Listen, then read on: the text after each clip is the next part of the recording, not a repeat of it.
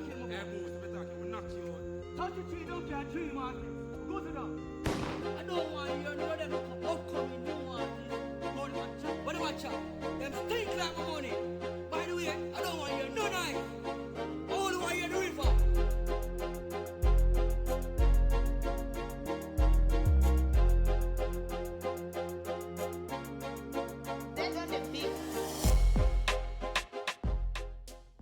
Good evening, everybody, and welcome back to MWR6. We have just witnessed a few minutes ago the grand finals of Division 1 through 3, where Akron once again taking it pretty convincingly, etching their names further into the dominant history of MWR6. But we've got a slightly lower stakes match coming up for you next. This is going to be our third place match for Division 4 through 6.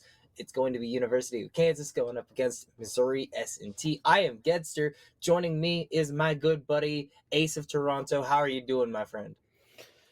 Well, to keep it a buck, I'm a little tired. But, you know, I get you. Work hits everybody in different ways. And we'll all be back at it again tomorrow. But for now, let's go ahead and let's just relish the moment, enjoy the moment.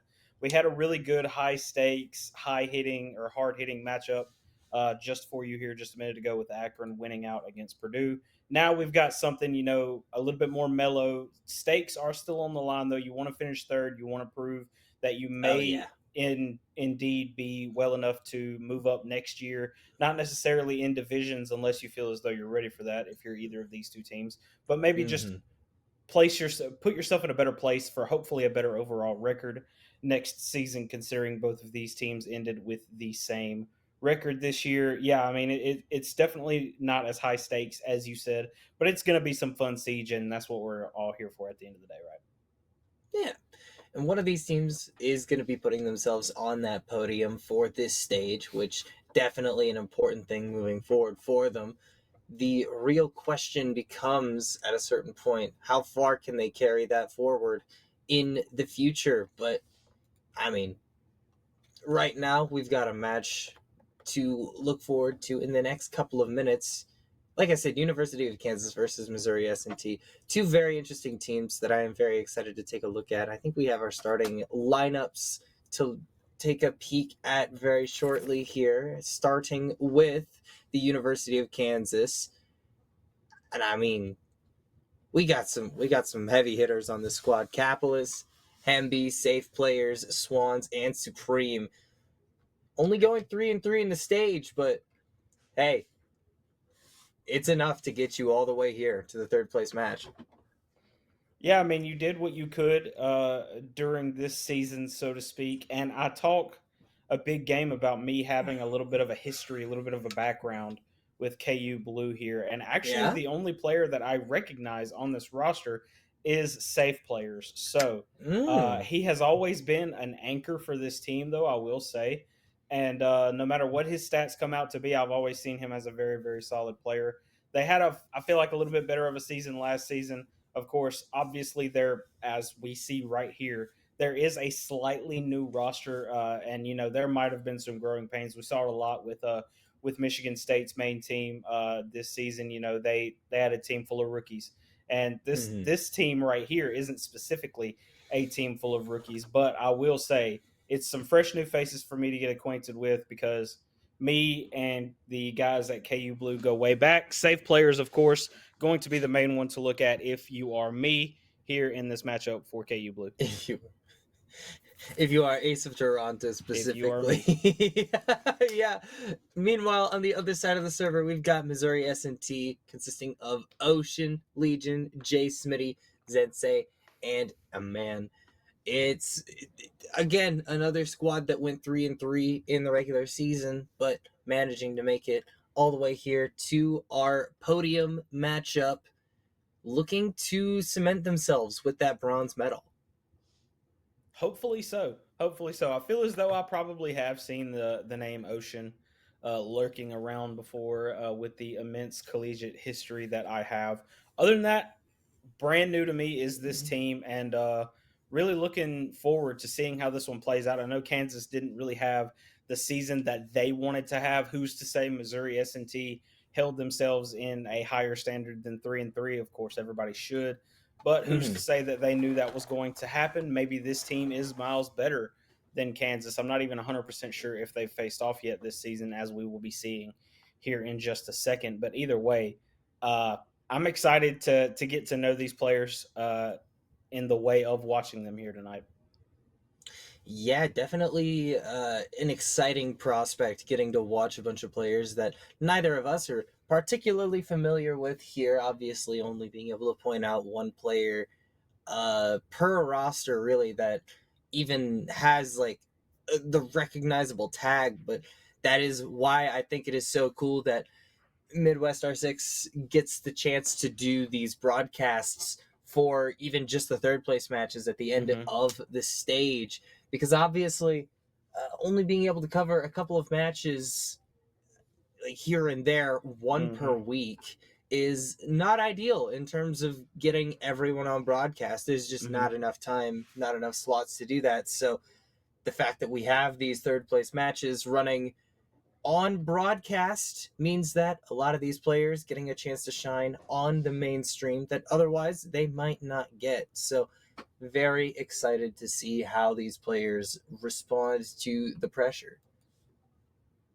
And how will they is the main question as we slide right on over into our map bands. Let's see who picked what. It seems as though Chalet and Skyscraper are the first two bands here. Cafe will be the first selected map after Clubhouse goes in a ban by MST, which is no surprise to me considering there's one thing I do know, in that even if it is a basically completely different roster, KU is usually very good on Clubhouse. It's not really too Mm. surprising to see Clubhouse get taken out right here. So Cafe and Border go as the first two maps here. Cafe will be map one, Border will be map two. We've got Consulate and Lair. Surprised to see that Lair made it this far, and even more surprised to see that Bank was actually the decider. I've known KU to be very back and forth, wishy washy, so to speak, on Bank. So if they end up taking us to Bank, we'll have to see how they can overcome the adversity of being on the ever important decider map of Bank. Yeah, and I do find it interesting that all three of the maps that we might hypothetically be seeing in this particular series today are ones that have been in the game for a long time here. Mm-hmm. No layer shenanigans, no Night Haven shenanigans. We're not going with any of the newer stuff. And obviously are the newly reworked Fortress, I believe, not quite yet in the Mm-hmm. map pool Not there yet. here in Midwest R6. We are still playing with Skyscraper in the map pool, but it will be gone shortly. We will not have the chance to say goodbye to it in this series, but perhaps tomorrow we might get one last Skyscraper for the road. I hope so for y'all, but not for me. Skyscraper's definitely not my thing. Taking a look at the map comparisons now, though, KU Blue has played 33 rounds to MST's 9, which is interesting, and they Huh. also have a lower win percentage. But obviously, that is a tribute to the fact that they've played 33 and MST have only played 9, so they have won the majority of the times that they have been on, or at least had a round played on Cafe.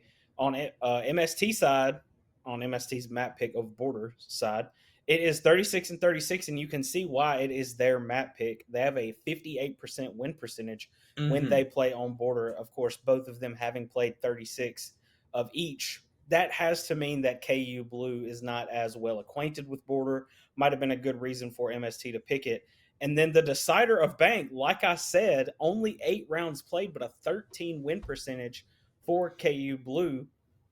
That's another reason why I kind of brought up how the fact that they can be very yes and no on Bank, very wishy washy. Mm-hmm. Haven't seen Yeah, MST that's on Bank at all though this season. no, definitely not. But the fact that they've allowed it through kind of seems like they're feeling pretty confident here. Let's it does seem like we have all of our teams ready to go. So let's kind of speed through the rest of this so we can get through the let's get through this real quick.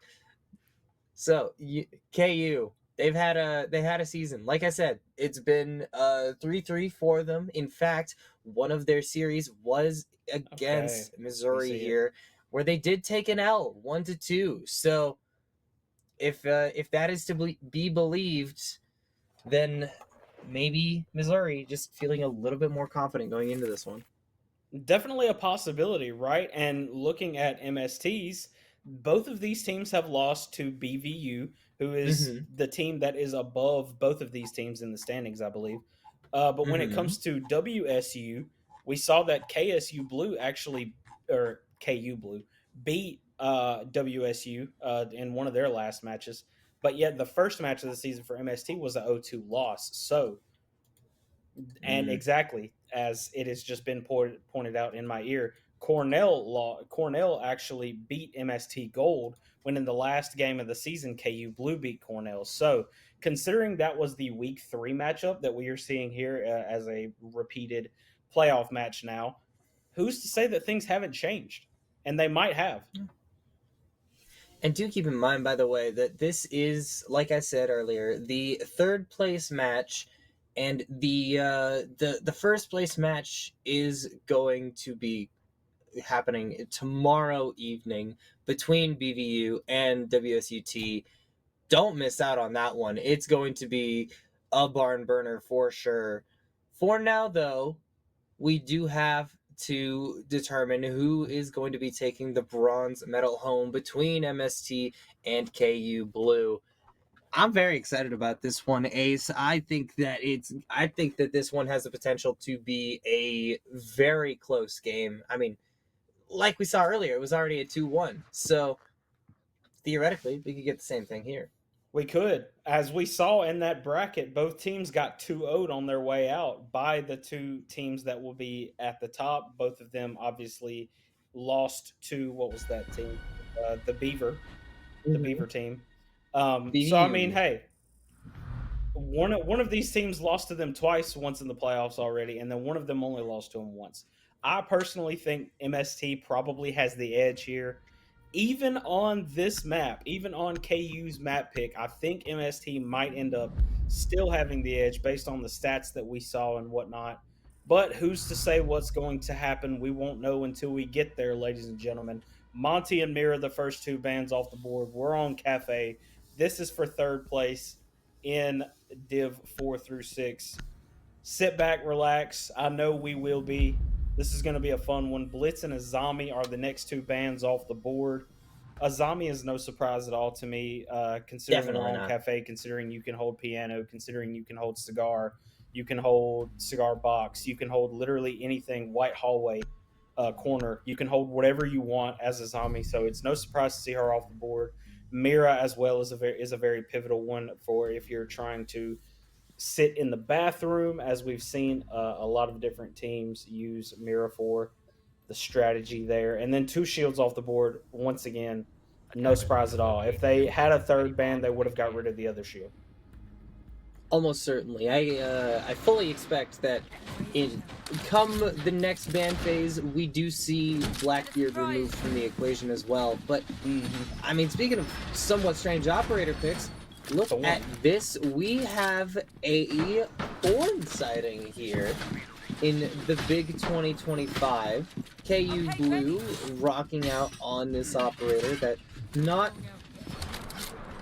super frequently utilized here, but these razor shells are going to be placed down around the top floor, and definitely just going to have to be something that MST is going to have to be cognizant of this entire time. Now, interestingly enough, we do see Ocean rolling out on the newly reworked Thatcher. Obviously did get the benefit of the operator rework going into this season. No more EMP grenades. Now has that pretty cool launcher. Works very, very differently. And I'm very excited to see how Ocean plays around that. He has the new DMR as well. He bought the battle pass. Supreme takes out Amon, our first knock of this third place matchup. Supreme's in a really good spot as a Rooney right there. He ends up getting the pick onto Ace, who is now the only hard breacher not affected by mute, which is certainly an interesting development. A very strange development for sure. Not that it matters in this round in particular, because one, there's no ace to be found. Not ace. There's no mute to be found. And two, there is also no ace to be found.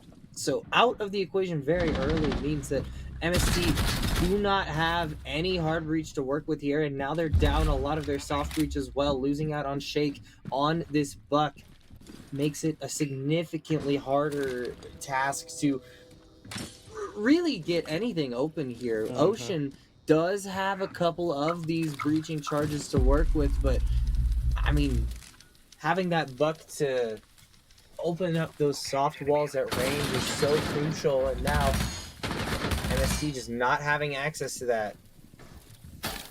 This is where the mirror would come in handy. So as we can tell, it's been an extremely important ban, but it might not even matter. 3v2 now getting Maybe not. pushed. Swan gets another one, and it's all up to Ocean. The Razor Bloom going off does not affect Ocean in the slightest. He is in a bit of a pickle, but who's to say he can't get himself out of it? It's more than possible here. Ocean, with that, as you pointed out, new DMR in hand, a very potent weapon. But I mean, there's so many players in so many positions here, but what a beautiful shot onto Swan. Yep. Still having to take care of two more, though. One of them still downstairs. Oh! But he has the angle onto Ocean. Excuse me, onto Capitalist, who was just looking the complete wrong direction, and now down to a 1 versus 1. He's got the Lazy Shell once again goes out here. This should just be the diffuser going down, and now it's the 1 versus 1. 45 seconds remaining now for the oh my god, the retake! And that is going to be the first round going the way of KU Blue. But goodness me, that was close. Very close. Actively close. Unbelievably close. Like, I honestly didn't expect with the retake when he had to come back up red, and then he was shooting through the wall. I didn't really think that he was going to push up, but of course, when he did push up, it felt as though he was at a bit of an off angle. So that might have been why Ocean came up not necessarily looking. He was probably looking more toward the door frame and trying to see more clearly down the hallway, maybe even towards red. But instead, he had pushed up after shooting the wall right there, reloaded a little bit, and that's all he needed. That's all it took. He caught him on the jump, and easy 1-2-3 for KU Blue to save that round. It was looking pretty good for MST Gold, especially on the comeback that Ocean had. And then here we are now, on to a new round. KU Blue is up 1-0. They now also have 3 sets of wall denial, as well as utility waster and intel. So they are gearing up to actually hold everything down in the best way possible. It looks as though they might be leaving some walls unreinforced. And again, Mira would have went great with the setup. It looks as though they're trying to run and mediate here. But at the end of the day, they don't have it. They're having to run the same strat but adapt. I feel as though Castle probably wouldn't have been a part of this strat if Mira was free.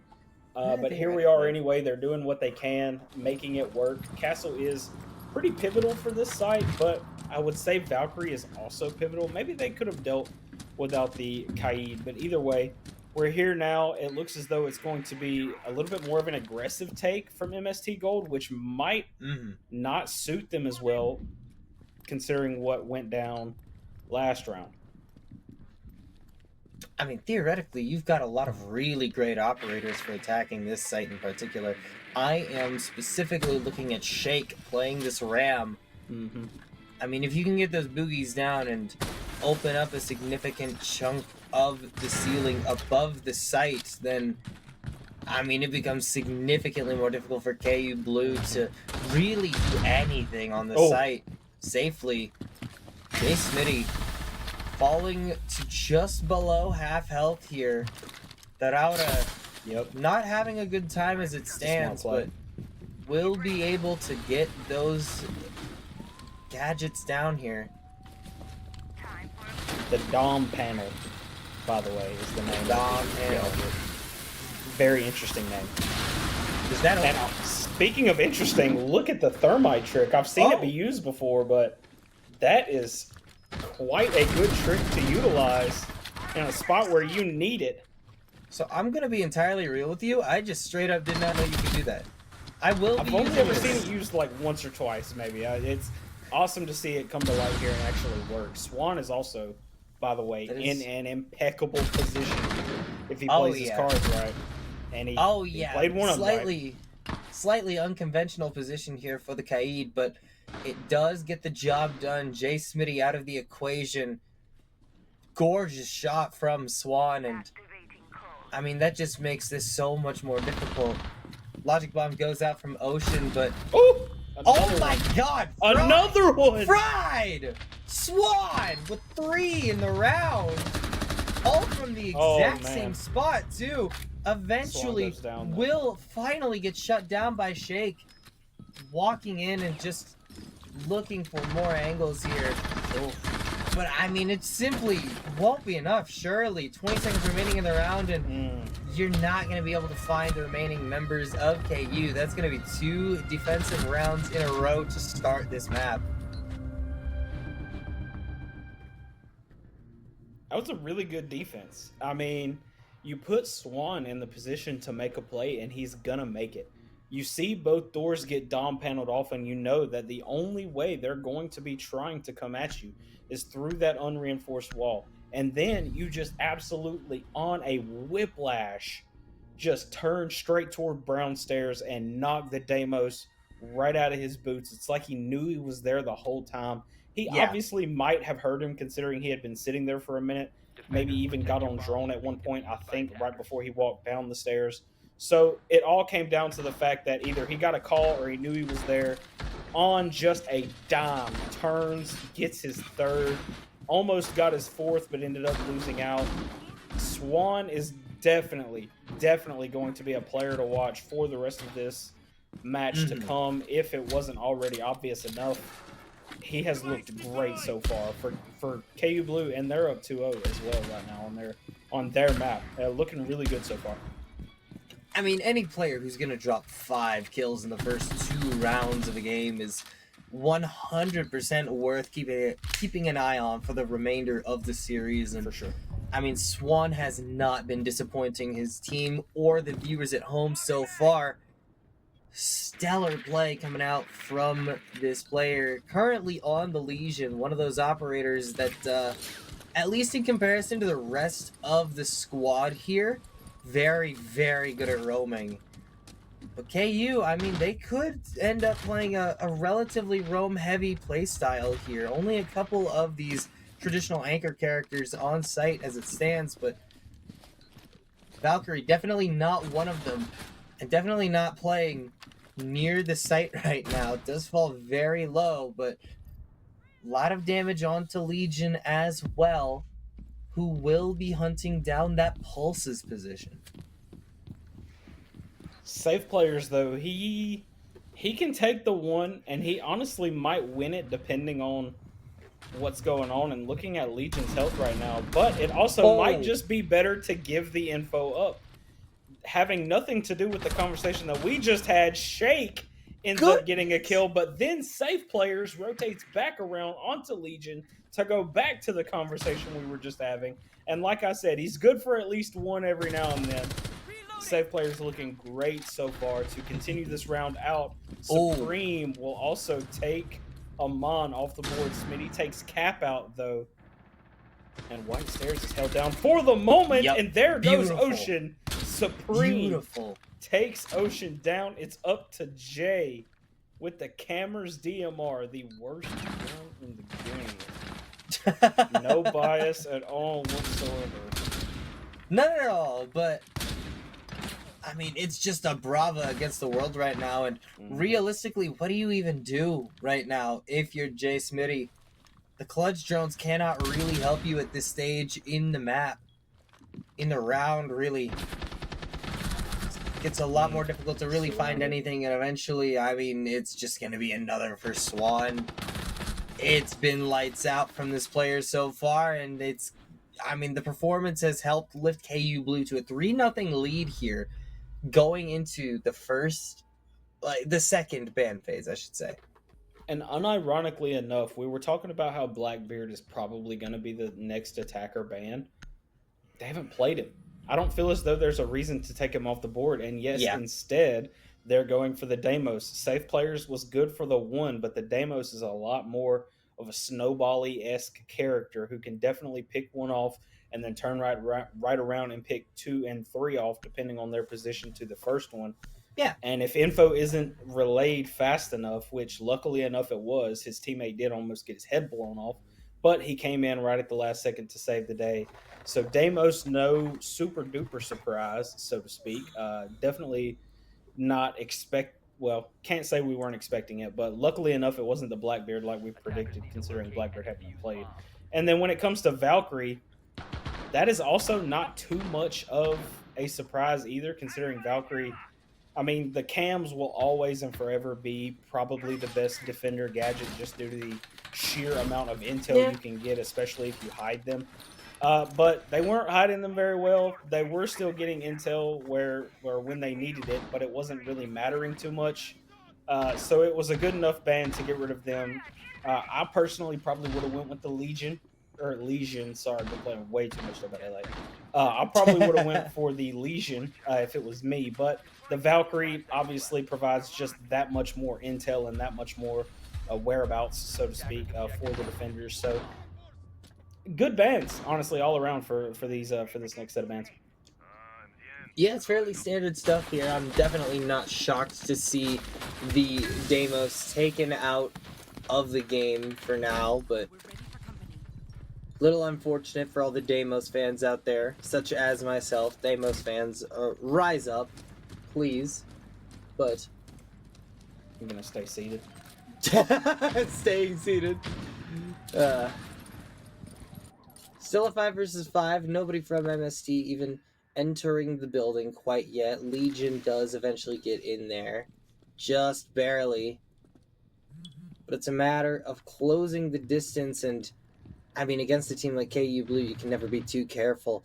You're looking at every single possible angle where a player could be peeking you from, because, I mean, we've seen some crazy spots from Swan. Supreme, is also on one of those extremely potent operators in the Aruni. DMR in hand. Can take you out from just about anywhere. An early gunfight does not lead to a kill, but eventually, surely, Shake, being the tip of the spear here, will be able to find somebody. Jay on the wrong side of a gunfight with Safe Players. Legion does take out the Mute, I'm just going to say the Mute. I can't really see that if you want me to be completely honest with you. No, I get you. Glasses aren't on. But yeah, Mute goes down early. The shield is now being blown out, getting exposed by Lion. There's a lot going on here. Safe Players is good for another one, taking Legion off the board. Shake doesn't realize how good of a situation that he might end up getting himself into, but Safe Players had the edge on that occasion. What a shot. With the Legion Mine in the foot, and Jay falls on the frost mat. He can get himself out, but it doesn't matter. Cap. Ocean does take Swan out, but it is now a 3v2. Safe Players is hurt, but it doesn't matter. Cap takes a Mon out, and Cap is good for another one. KU Blue up 4-0 on their map. 4-0. I mean, they don't need the Valkyrie, man. Like, the ban onto the Valkyrie, it's not bad. I mean, you were talking about it earlier. I think it's a good ban, especially on Cafe. That Valkyrie is one of those operators that can give you so much information throughout so much of the map. But, I mean, you have other ways of getting intel. Valkyrie is not essential on this map by any stretch of the imagination. And KU Blue kind of showing us why there. Just a masterful chokehold on the entirety of top floor, not allowing MST to really even get a foothold into that round. See, they had the Frost and they had the Legion, and that's really all they needed at the end of the day. That was the 1-2 punch that we saw right there in that round. If it wasn't a Frost mat, it was a Legion mine, making everything so much harder for this attacking MST team. And now they're up 4-0. Now they're down in Bake. Were they in Bake earlier? I think they were. Yes. And Yes, now they they're back. Now they're back in Bake. I'm feeling more and more like they're probably going to win this round. There's a chance they don't, because it looks as though they might be changing up the strat just a little bit. I love the Maestro placements.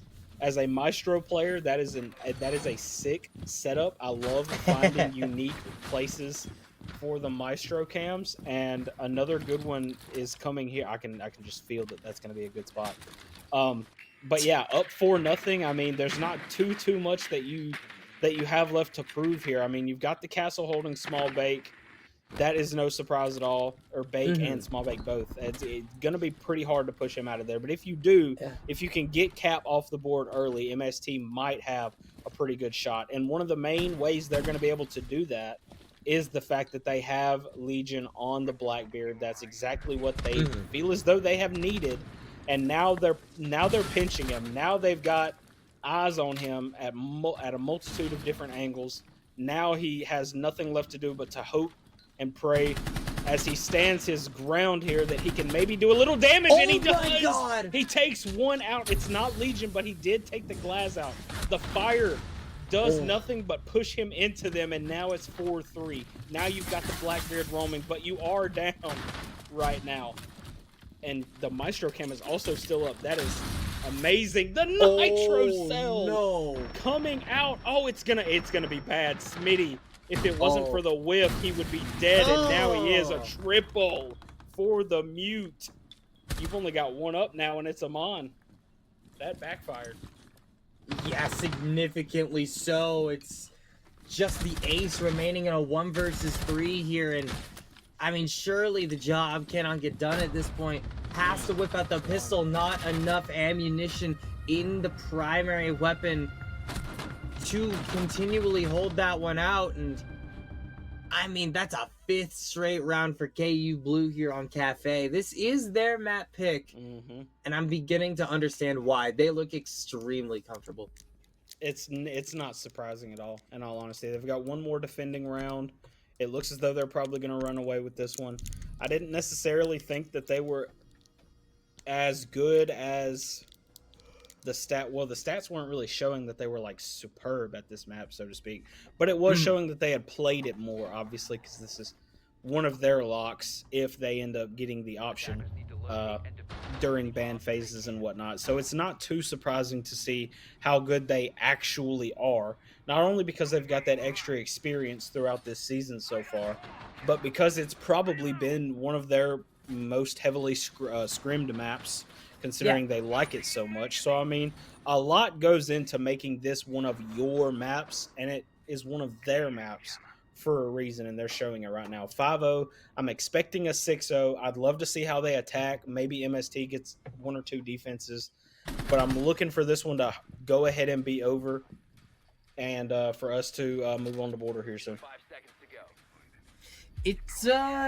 It definitely seems like we are border bound in a relatively short amount of time here, but I mean, if you will recall, when we were looking at this earlier, it did say that the last time these two teams faced off, MST Gold was the ones who managed to walk away with the W, winning that series 2-1. 2-1. Now, granted, we don't have the map data. We don't know where they went during that particular series, but I mean, there's a relatively good chance that none of those maps were as one-sided as this one has been so far. KU Blue currently kind of blowing MST out of the water. There is not a single player on KU that is not positive right now. And I mean, Swan, we've already talked about him briefly, currently playing the Legion in this round, but 7 kills over the first 5 rounds. I mean, that's just absurd. Oh, it's great. You caught me getting water, sorry. It's great.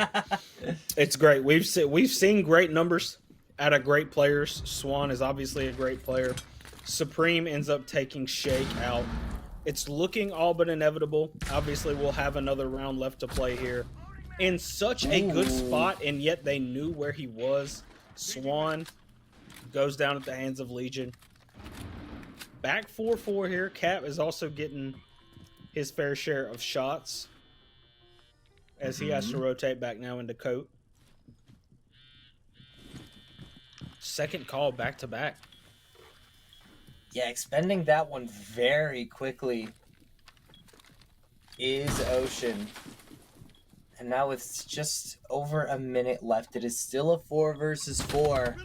Slight help. Oh, what my in Lord. the world? Check him, PC. He's post, but it doesn't matter. That's crazy. Unreal. And I mean, that's Ocean God. That's one of those operators that's so important to the execute out of the equation entirely. And I mean, as we talk about it, it just goes from bad to worse.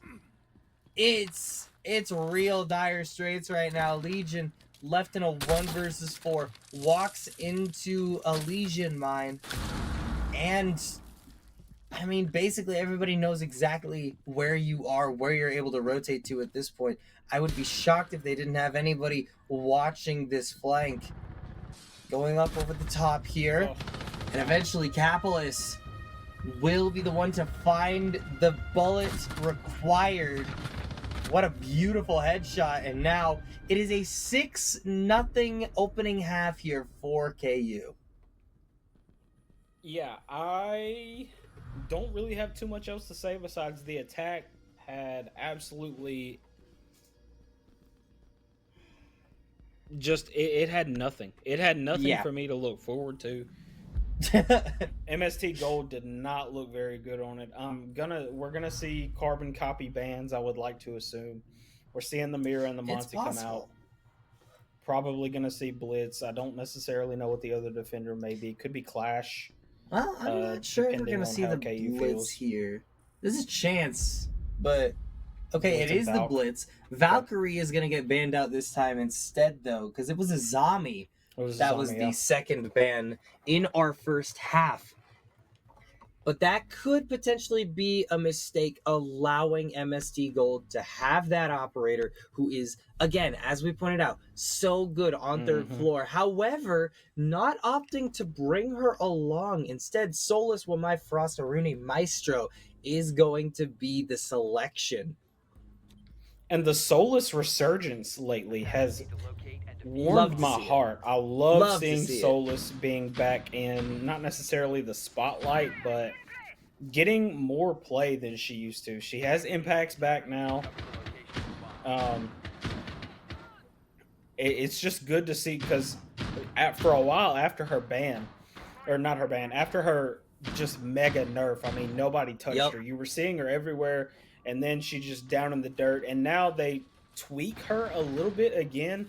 And then, of course, she has impacts back now. Glad to see her back for sure. And it's an interesting pick as well, like you said, considering there is no Azami. It just feels as though it's going to be a lot less heavy of a piano hold, I guess, and a little bit more of a bathroom freezer-esque hold, kind of like what we saw KU Blue do a little bit. Yeah. Not to say that there is zero pressure in Cigar, though. Obviously, there is an Evil Eye. Maybe there's either 1 or 2 Evil Eyes in that area. I'm not sure how many specifically, but any way you slice it, MST currently being pressured out pretty heavily here, particularly Legion. That Solus is in a very compromising position, and it will be hunted down. Safe players on this Deimos. I mean, I talked a little bit about it in the last half, but Deimos so impactful at being able to hunt down these roamer operators, and Legion just falling victim on the wrong side of that revolver. Another major mistake could have been the fact that they let safe players get Deimos. What a great kill there, though, in all honesty, from Shake. Another one comes out from Shake, a double Wait to a take minute. both of them out. Hold on now. It's up to safe players to hopefully be able to make some sense of this. I mean, there's a whole lot of angle support here for KU Blue. Supreme on the other side of the building, peering through a window, looking for any intel, any pick that MST might give up. Jay Smitty holding his ground here amongst a very difficult attacking round, but Capitalist with 3 upon walking up white stairs. It's just Ocean remaining here in a very rough spot right next to Stacks. Does end up finding Supreme, but there is still 2 more players to get through, and you won't get past safe players, who closes out a 7-0 map here on Cafe Dostoevsky. Flawless victory for KU Blue. Nothing else, not much else at least, can be said when your top 2 players have 4 kills. It wasn't your map pick. You just got 7-0'd. It's time to sit down, regroup, get ready for map 2. It's your map pick. You have to prove to us why you are vying for 3rd place, because that right there, what we just saw, was not it. 7-0. KU Blue obviously very confident on that map, and when it comes down to it, I mean, they just felt as though they were unstoppable, untouchable. And with that mentality and with the way that they were playing, the way that you had Swans going off, the way you had safe players working on the Deimos, on the one attacking round that we got to see, it was good enough for them to win 7-0. And MST really, really, really need to step it up here on Border. Yeah, it's as you say, they absolutely do need to step it up here. Fortunately for them, they are going to their preferred map of Border next. We are going to be taking a very quick break, but when we come back, we will hopefully see MST's rebuttal.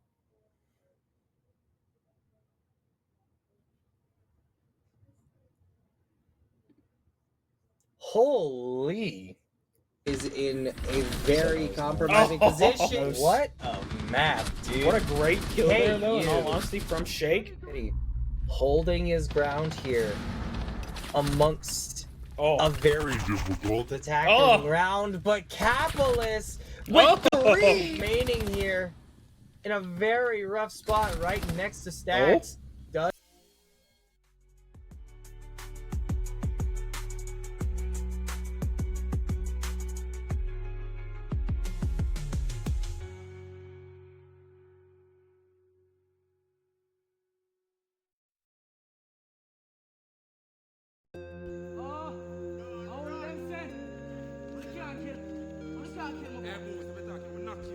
Touch the tree, don't get a tree, man. Go to them. I don't want you to know them upcoming new artists. Go to watch out. But watch out. Them stink like my money. By the way, I don't want you no knife. I only want you in the river.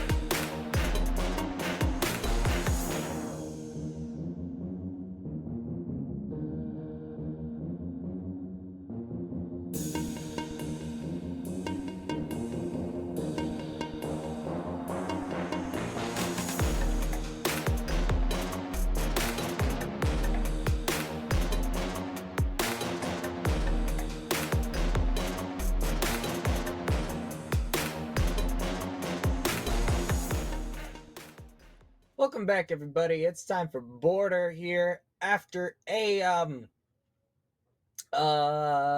experience on Cafe Dostoevsky where we saw a 7-0 win in favor of University of Kansas. I am Gedster. Joining me once again is Ace of Toronto.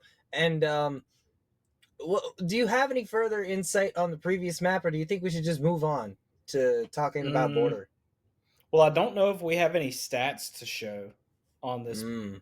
past map or not. Okay, it looks like we do. Didn't hear that part. No, we do not. Okay, not this past map. Well, my there's one mistake. thing that I will say for this map that we just saw 7-0 on Cafe. One team, there was one out of the two teams, actually decided it was play Tom Clancy's Rainbow Six Siege X today, and the other one did not. The other one, might as well not even have loaded the game up. Yeah, it was rough. It was definitely a difficult time for Missouri S&T. And I really hope that we see a slightly more competitive map here on Border, because again, this is MST's map pick. So theoretically, something they're a little bit more comfortable on here. And there's always going to be that big question mark of, obviously you felt comfortable enough on Cafe to let it float through, not ban it out instantly. Unfortunately, it just seems like either University of Kansas was just so comfortable on that map that it did not end up mattering what you did, or you just like we've been kind of alluding this whole time, just maybe not gonna be able to show up on this one. So I'm hoping Border's better, because I I have been cursed lately. I have been given a horrid curse of some kind where it does not matter what game I'm casting. Every single time I commentate, it is a one-sided affair. It doesn't matter if it's Siege, it doesn't matter if it's Overwatch. It's literally just a stomp every single time I'm on the mic. I think we might need to sacrifice me to the esports gods in order to bring back close competitive matches. Well, I would much rather not do that. I think I like having you here at the desk, and I'm sure your Overwatch and Valorant guys like having you at the desk too. Speaking of being at the desk, though, we do have a few things we need to show right before the team, right before we hop into map 2. I completely forgot what they were, but I'm sure they will be put on the screen here. Lobby yes. kill leaders. Goodness. Safe players, the player that you brought up, recognizing from the side of KU, currently leading the entire lobby in kills this stage with 163. I mean, the next closest is 20 down. Safe players, I mean, being anything but safe when it comes to the other players in the lobby.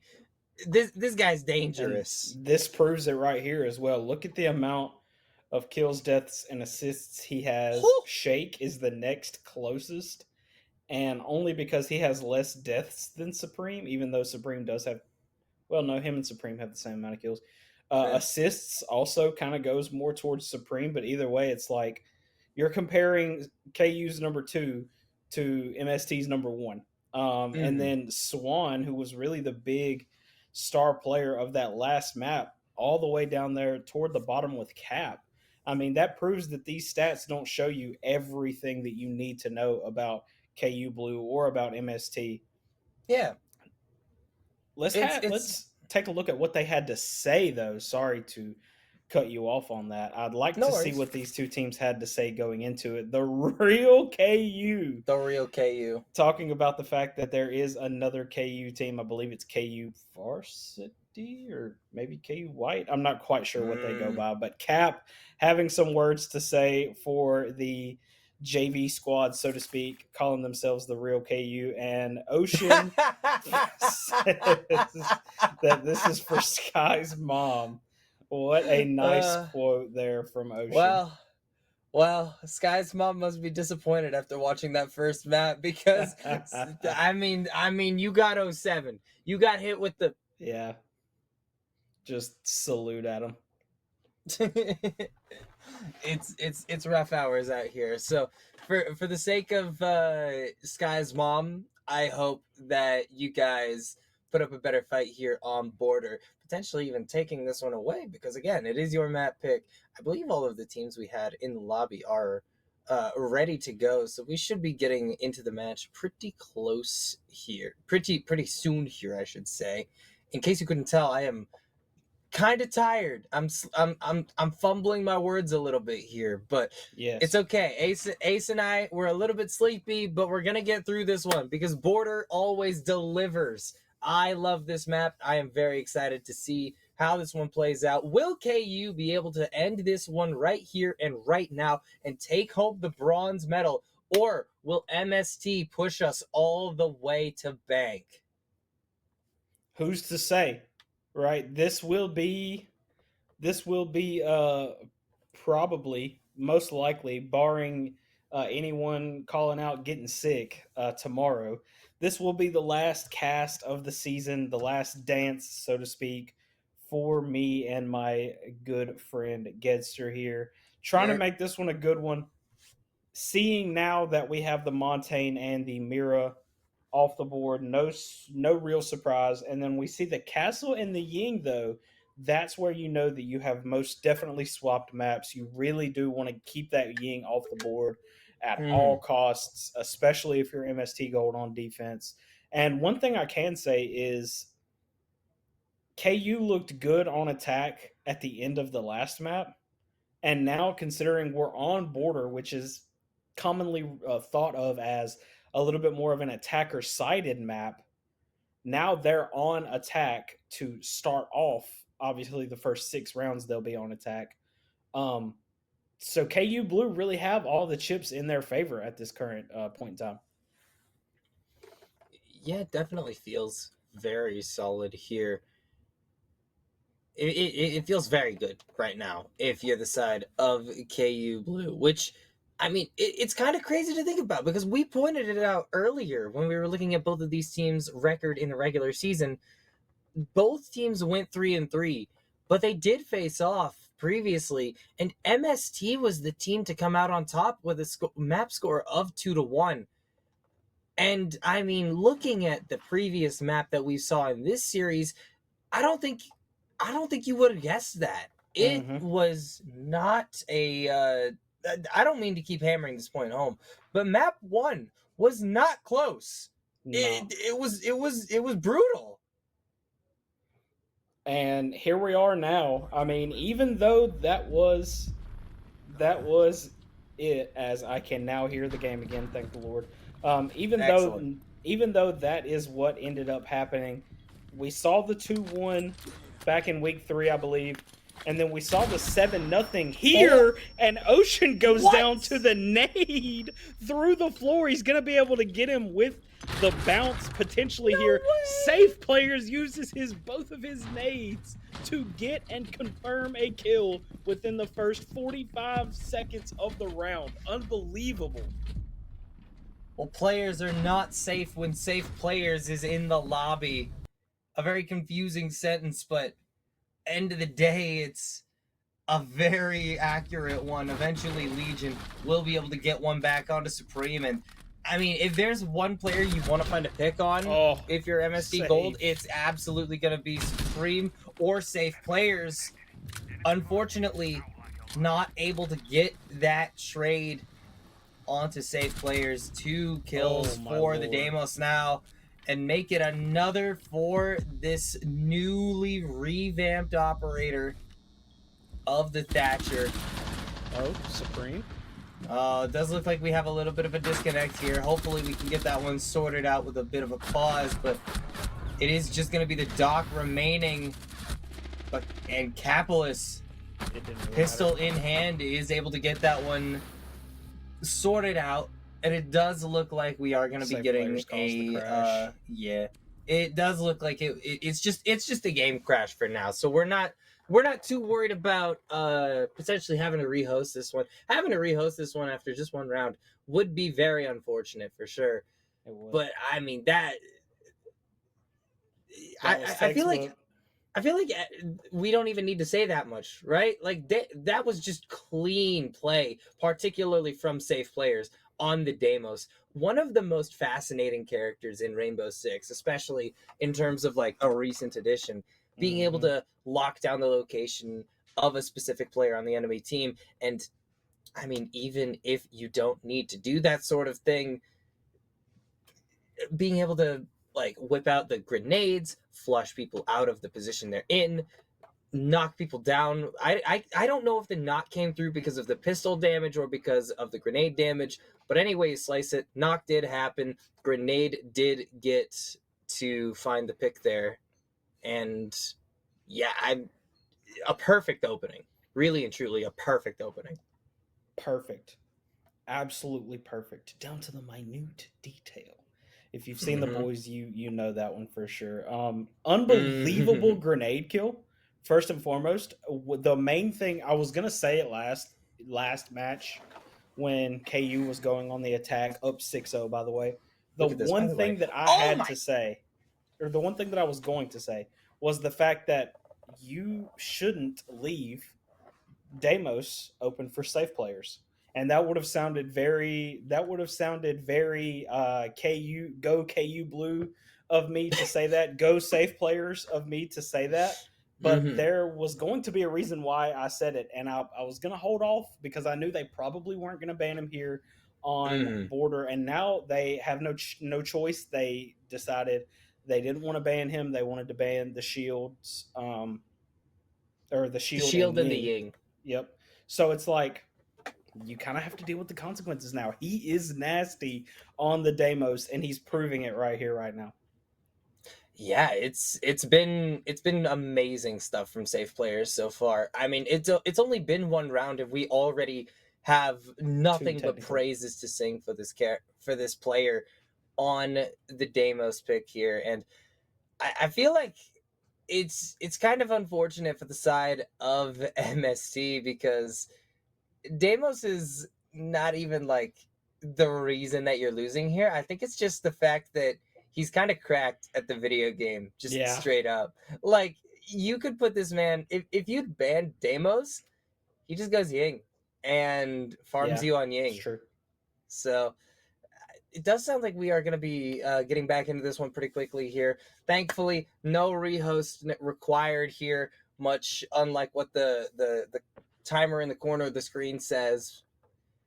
And I am very, very happy that we're going to be getting back into this one very quickly here. Apparently, Supreme's power went out according to the match chat there. That is the worst. You do hate to see that. A little while ago, I want to say like 2-3 months ago, I was casting an Overwatch match with a good friend of mine named Rain, and we were having a great time. We were gonna end up casting, I think, like 3 Overwatch series, maybe 4 in a single day. And then my power went out, and like after the first map of the second series. Oh Lord! And I was so sad because I ended up not getting my power back until right before the 4th series of the day started. Oh my Lord! And I mean, it was miserable. It was so sad. So I definitely sympathize with that sort of thing. Losing your power in like a high pressure scenario sucks. I am very happy that Supreme's power does manage to come back pretty quickly, though. You love to see it. Yeah, I mean, that would have avoided a lot of. That would have, that did end up helping us avoid a lot of potential stalling for time type moments, considering his power went out. I love hearing the stories about power going out, about obviously my co-casters, about hearing stories about players playing through playing whenever their power goes out and whatnot. It's just a good story to tell, especially if KU Blue ends up doing something like a crazy 7-0 or something like that. Power goes out after round 1 and it doesn't matter. They're just letting the Blitz run wild. That's the one shield that mattered the most besides Blackbeard, I'd say, that they didn't ban, obviously. And he is just running wild. Although safe players goes out at the hands of... He's shut down. I'm not sure what took him out there. I think it was Shake. It was a Capkin trap. Oh, just wandering into the wrong spot. So unfortunate if you're safe players. And, I mean, just checking for those traps is something that not everybody remembers to do all the time. Nobody is perfect about Capkin traps, and that operator will catch you off guard if you are not careful. So 4 versus 4, things have been equalized here, and I mean, losing out on safe players is definitely not good. It's I don't think this means that the round is unwinnable for KU. I mean, they do still have a very good players alive and kicking, particularly Capitalist on that Thatcher. But 4 versus 4, slight health advantage for KU Blue. 50 seconds, 60 seconds remaining in the round. He flashed him. Oh, Supreme. Oh, but Swan goes down. The flash on the shield. Losing out on Swan is very unfortunate here. That is your only source of hard breach on the team. No hard breach charges in the hands of any of the other operators on the team. So just every single reinforced wall will remain intact. But they do have the intel. They know that Ocean on this bandit is going to be alone in this corner. No grenades to flush him out, though, so they have to just walk in on this one. And that could be risky, depending on where the rest of the teammates are. Capitalist, though, goes down. Shake. Bringing it back into this one. It's a 1 versus 2. And eventually, at long last, MST, they've taken their first round of the evening. A defensive round win on border. And I mean, that is a great starting point for them. It is. Considering this is their map, they lose 8 straight rounds to come into it now, just knowing that they feel as though they have the better strat at least. Taking safe players off the board early just deletes a lot of isolated pressure that can be used from the side of KU Blue onto MST Gold, obviously. And taking him out early was a pretty big focal point there, along with really taking Cap and just bottling him up, keeping him in one spot, keeping him at bottom middle, and then when he finally decides it's time to go up, he ends up getting just shot straight out. All of the right plays were made by MST Gold. I do still need to see more, though. I know this is their map.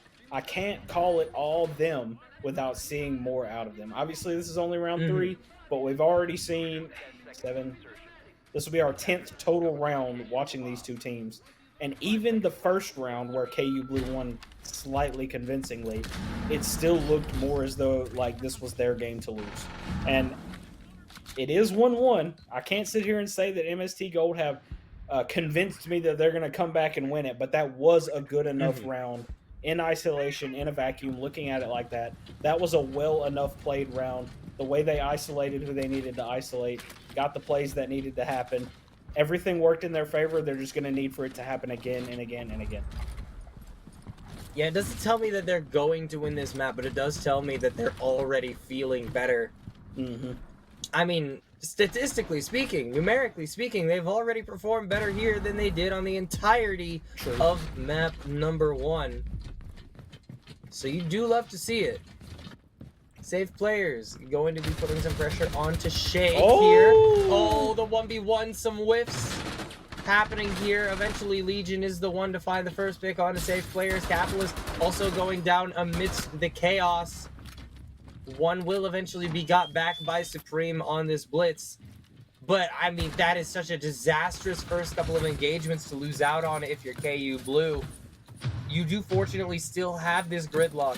Swan going to be putting down these track stingers, attempting to flush players out of these positions where they would be most advantageous. Oh, the nade does just a little bit of damage onto Shea. He is still in such a great spot, and Swan from behind Amon takes Swan out. Oh, and then through the flash, Amon takes Supreme out. Wait a minute. They're looking better and better as the rounds go on. Amon gets another one, and they have taken their first lead of the series 2-1. Their first round taken previously, and their first consecutive rounds taken now. Going into the next ban phase here, it would not at all shock me to see another shield taken off the board if you are the side of MST Gold, but we'll have to wait and see what the bans end up being as the replays are going to come through here. What an electric round we just saw. Wow. So many players falling so quickly, and I mean, Maluzzi and Deimos, very unsurprising bans here. Yeah, you have to take the Deimos off the board now. I mean, he didn't come into too much of a play these past 2 rounds, but I mean, he is still obviously a big target. The way he operated in round 1 and the way he operated at the end of the last map, it was worth the ban. That is what I felt like needed to happen. And here we are now. The main operator, I was going to tell you, not quite sure if I said it or not, but safe players, if that Deimos is off the board for him, it's all about Blackbeard. Now, the strat might not call for it, which is why it looks as though he was going to end up swapping back to Dokebi, or swapping to Dokebi. Now it looks like he wants to flex more onto the Thermite. But an operator that I have seen him play a lot of is Blackbeard, so I wouldn't put it past him to maybe end up playing him at some point throughout this attack now that Deimos is banned for the rest of it. Definitely not. Definitely not. This is why I don't like talking about attacker picks before everything's been locked in, because like you bring up some valid points about like, oh yeah, he really likes playing the Blackbeard, and it would not at all surprise me to see him pick it later. And then he hovers over like 3 other operators until eventually he lands on the ace. This is why I don't talk about attacking operators before everything gets locked in, before they start running towards the building. It's a fair point. It's a fair statement. Now he's on the ace though, an ace with there is a mute on the board, so it all really depends. He doesn't really need the mute, as we now know. The mute doesn't necessarily bother the ace and the ace charges anymore. So really, there is no denial for this ace. With when they saw no electricity, they thought, okay, well, we can actually make this work. So obviously they flick safe players over onto it while keeping Supreme on the shield. The shield was a lot of intel and a lot of pressure, but they didn't necessarily fold under the same pressure that they did last round, the previous time they had seen a shield. So they're learning how to adapt to Supreme playing the shield, and it may end up working out for him here again, as him and Legion both are on low health, or at least nearing half each. They're not feeling particularly comfortable here with only 90 seconds remaining in the round, but they are also the only players who have taken any significant chunk of damage. Obviously, we do have a little bit more put onto the Lion here, but Doka Call does go out here. Dropping back down to the site is MST Gold, and that should just be essentially the entirety of second floor clear for KSU Blue. Now it's just a matter of finding a way down in the next 65 seconds. Yeah, they don't know that yet, though. Yeah. They are not aware that this is an entirely clear upper floor. But eventually, when they do figure it out, they will have to find a way down here, and I think a lot of it is going to have to be on the back of Supreme playing this. Oh, they have the BP. Oh, the bulletproof is still intact up here? Eventually does get punched out by the Lion here. Oh, and it helped them. It definitely helped. Swan out of the equation. I think they were able to use one boogie before they hit the dirt. And it is a 1-for-1 trade here, so Shake not going to be a factor in the remainder of this round. Eventually, try to get the plant onto down. the side it goes. Plant is going to go down theoretically here, Oh, but he didn't get eventually it. No Ocean manages to find the pick. Oh, and Ocean. manages to find another here. MST. No time. That's plenty of work, and just, I mean, more than enough at this point. MST. We go to their map pick, and suddenly they're feeling extremely competitive. They're definitely feeling better than they were. When it comes down to the attack, I feel as though KU have they've been trying to run the same thing back, a multitude of different times now here at this point, and with no Deimos on the board, I feel as though they have lost quite a bit of what they probably strategized for, especially on border. We saw that they hadn't played very much border, so it's not something that they were 100% ready for, I would like to assume. They just kind of thought that the Deimos and the hyper-aggressive style that they had was going to be able to carry them and help them work through it. But as of now, there is no more Deimos. You're looking at a 3-1. Oh, never mind. We're going to stay 3-1, but we do have to pause against Supreme. Hopefully his power didn't go back out. It looks as though we are going to rehost instead. Interesting. 3-1 is the current score, though. Yeah, MST Gold. That is tough. This appears to have been another power situation. Supreme, once again, going to be disconnecting here. And yeah, that's rough. That's really rough, having to rehost in a situation like that. Obviously, losing power right after you get into the round means that it's going to be a significantly longer process to get back into this one. Hopefully Supreme's power doesn't remain out for a very long time here.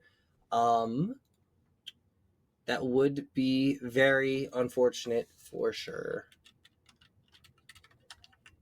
It would be. It would be. I'm not 100% sure if we are going to go to a break. I think, yeah, I think we're Yeah. going to go to a break really quickly while we rehost.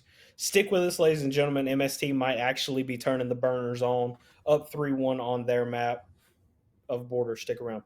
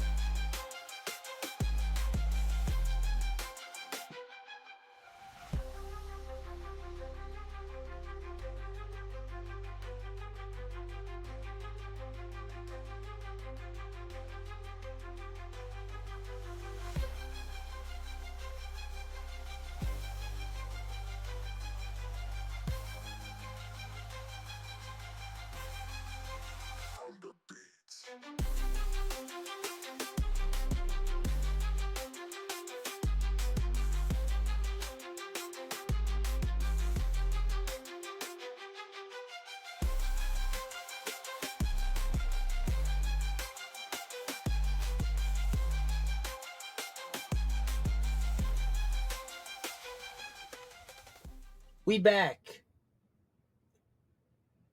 Nothing else to say. We back. The player is back in the lobby. We will be getting back into the game pretty shortly here. Unfortunate situation where we've had to rehost the server in order to get back into the action here. As a reminder, everybody, it is currently 3-1 in favor of MST after a very one-sided first map. So. Mm-hmm. And it's good to see MST go get their legs underneath them. They're up 3-1 right now. We have all the bands back. Everything is back. It's like we never left. So it comes down to the fact that they need to keep their foot on the gas. They need to keep pressure on KU Blue, keep their backs to the wall. They have had an answer for everything post Damos that KU Blue have tried to do. They really do need to start switching it up. They need to start clearing corners a little bit better, in my opinion. And they have to step back up because MST have taken the driver's seat, in my opinion. I'm not going to say that they're going to fully win out because even though this is a little bit more of an attacker sided map, KU Blue have not been really showing that, and MST Gold might not Mhm. show that when the time comes for sides to swap. Obviously, we're getting pretty close to that, but as of now, who's to say they won't do the exact same thing that KU Blue are doing, only attacking them? Boom, we end up going to OT or something like that. So they're No. looking good. They're looking a lot better than they were, and they just need to keep it up. In my opinion, they have to continue to keep it up. One slip up, and KU Blue will just cut them down where they stand. We know how strong of a team this is that they're going against, and all they need is the opportunity to make it work.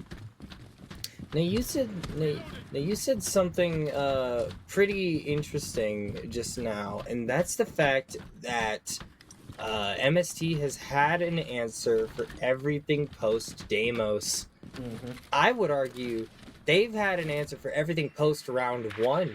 Like It's obviously true, yeah. the Damos walked in and dominated in that first round, but ever since then, Safe Players has been one of the first players eliminated from the round. It's In true. round number 2, I believe he was the first player to go down Ever. overall. Was, So, mhm.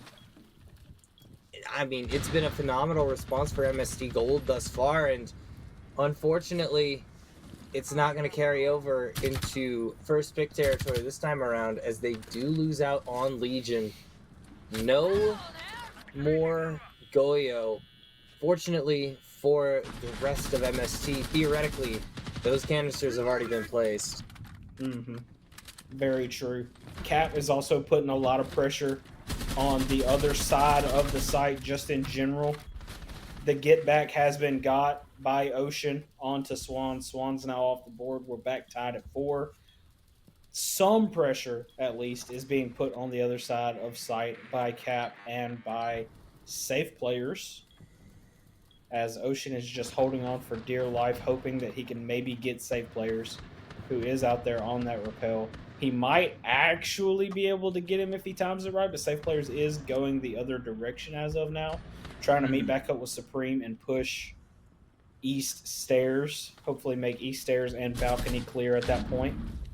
Oh, but one goes off anyway, and it's the Nomad off the board.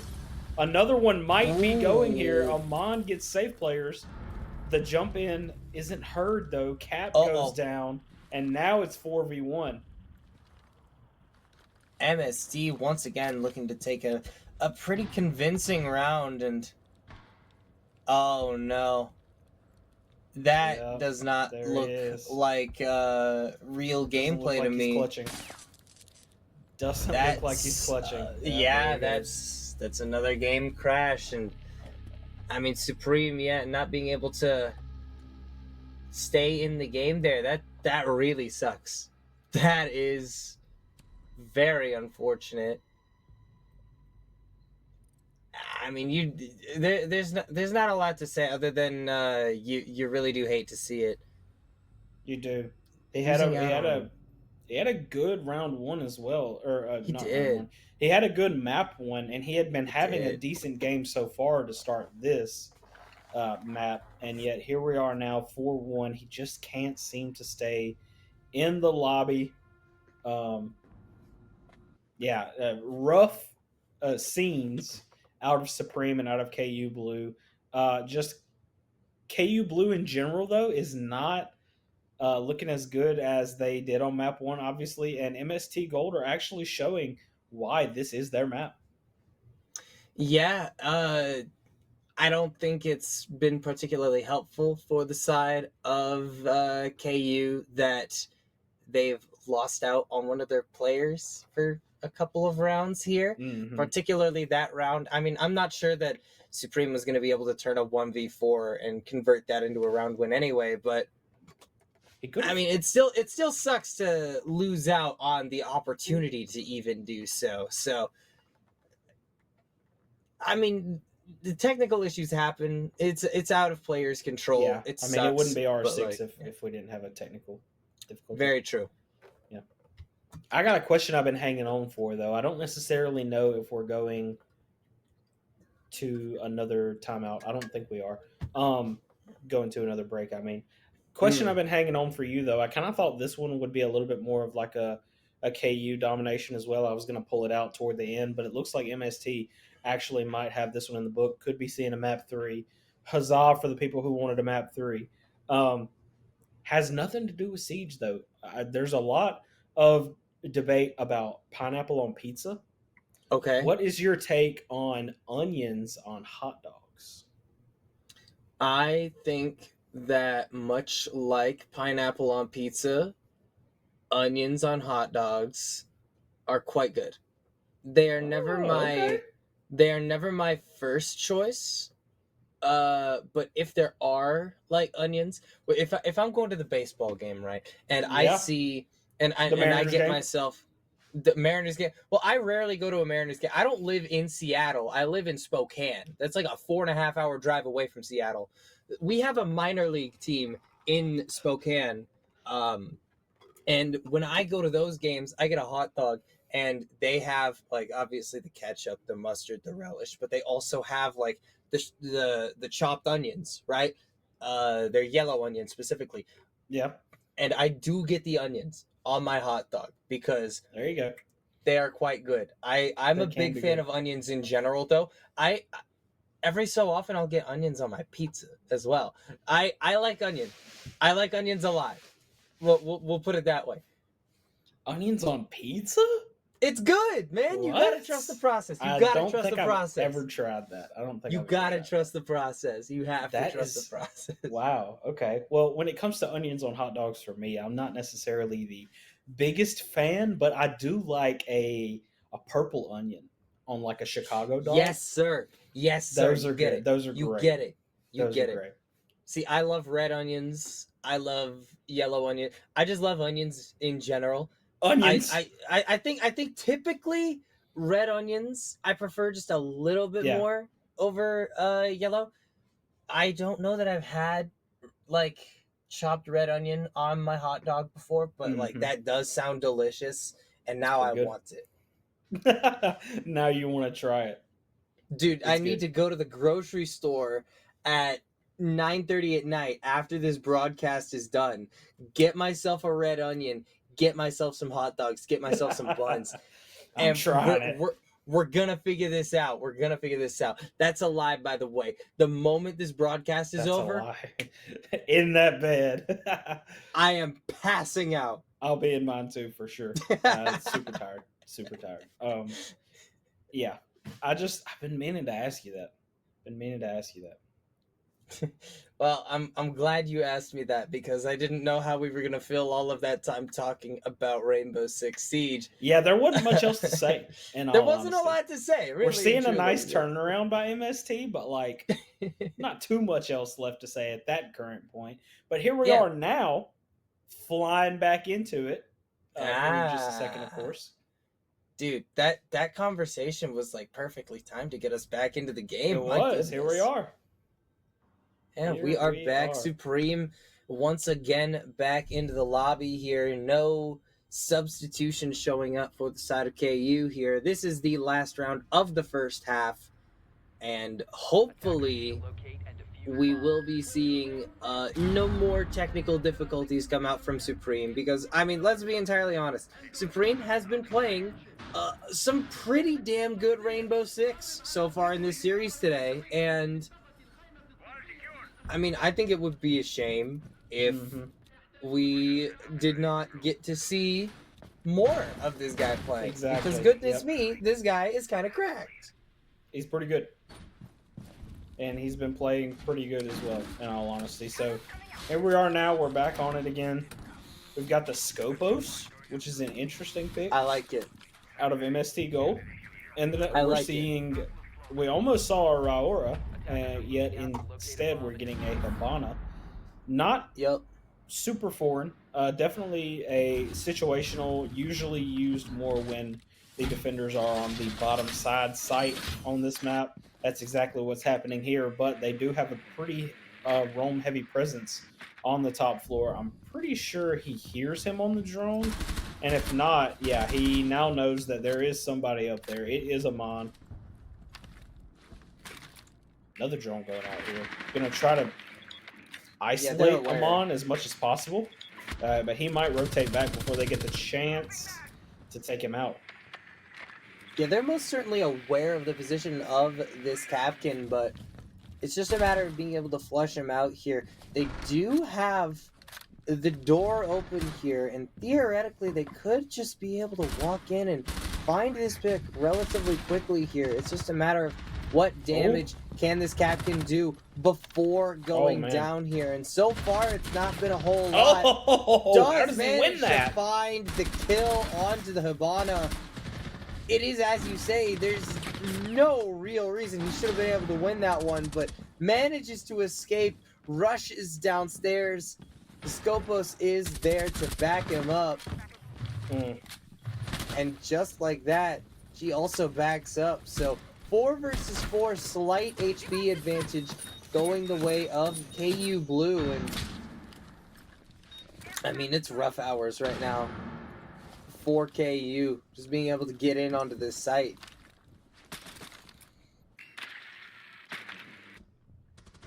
Just taking a deeper look at this as Safe Players goes down to Shake. Such a good pick, unequivocally, by Shake to be on the Scopos. You wouldn't have necessarily expected it, and yet here we are. He has been playing some of his best R6. Narrowly avoiding the flash as well. He's been playing some of his best R6 ever since this map started as well. Yep. Hard to deny that.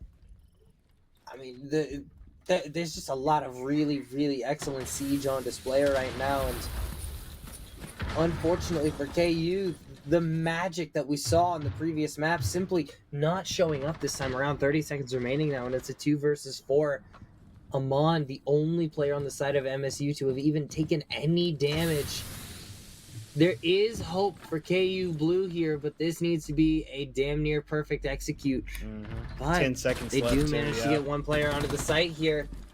Not going to be enough pressure to put a second, though, as MST Gold take their 5th round. And, I mean, this is almost a complete 180 from what we saw on Cafe. It is. But see, I will say, even though you usually favor the attackers on this map, KU Blue at least got one map, or one round, right? So it's 5-1, not 6-0. You still have a little bit of breathing room to rattle off a few good defenses back to back. You're not forced to push it into OT yet. So Not quite. I feel as though we have to see something really good out of the defending side of KU Blue here. Obviously, the defense is where they won 6 straight last map. Who's to say they won't do it again? Not necessarily sure that that's going to happen, but it is 5-1. MST Gold are looking great, but if what we just saw out of KU Blue's attack is any indication as to how MST Gold are going to attack, then KU Blue might actually be in it for the long haul here on this map, considering now they're defending and their backs aren't 100% up against the wall just yet. It's 5-1, still not looking good, but you have to be an optimist if you're going to play this game and if you're going to be down 5-1. Lose 2 and it's over. You go to map 3, win a few, and you're looking better. As of now, though, there is no Supreme again for this next round. It's not looking good at all. That's for the KU worst. It's bad.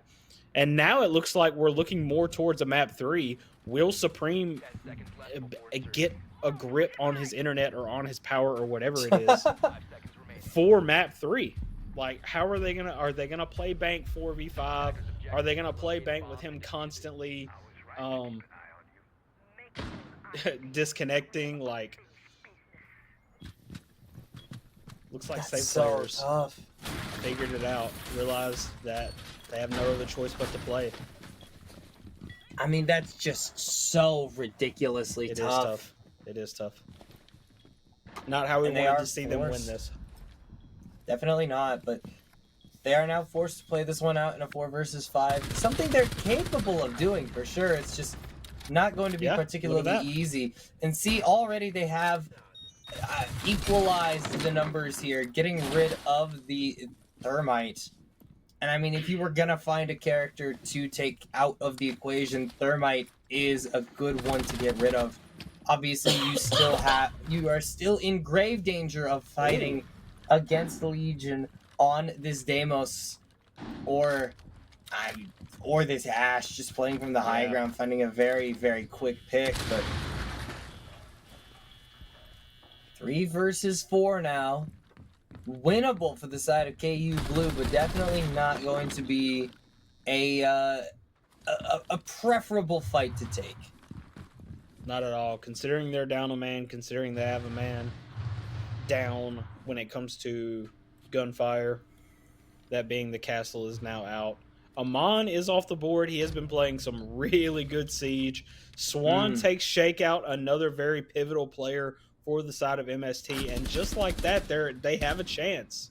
Jay taking a little bit of extra damage that he didn't foresee himself taking from way across the way over in construction or workshop, whichever you prefer to call it. Yeah. Minute Swan's in a 4 good spot remaining. here. And it is a 3 versus 3. Interestingly, MST does not seem to have identified the fact that there is a Capkin on the enemy team. Legion only having the ability to scan the other 2 players on the roster. So that is something you're going to have to keep aware of.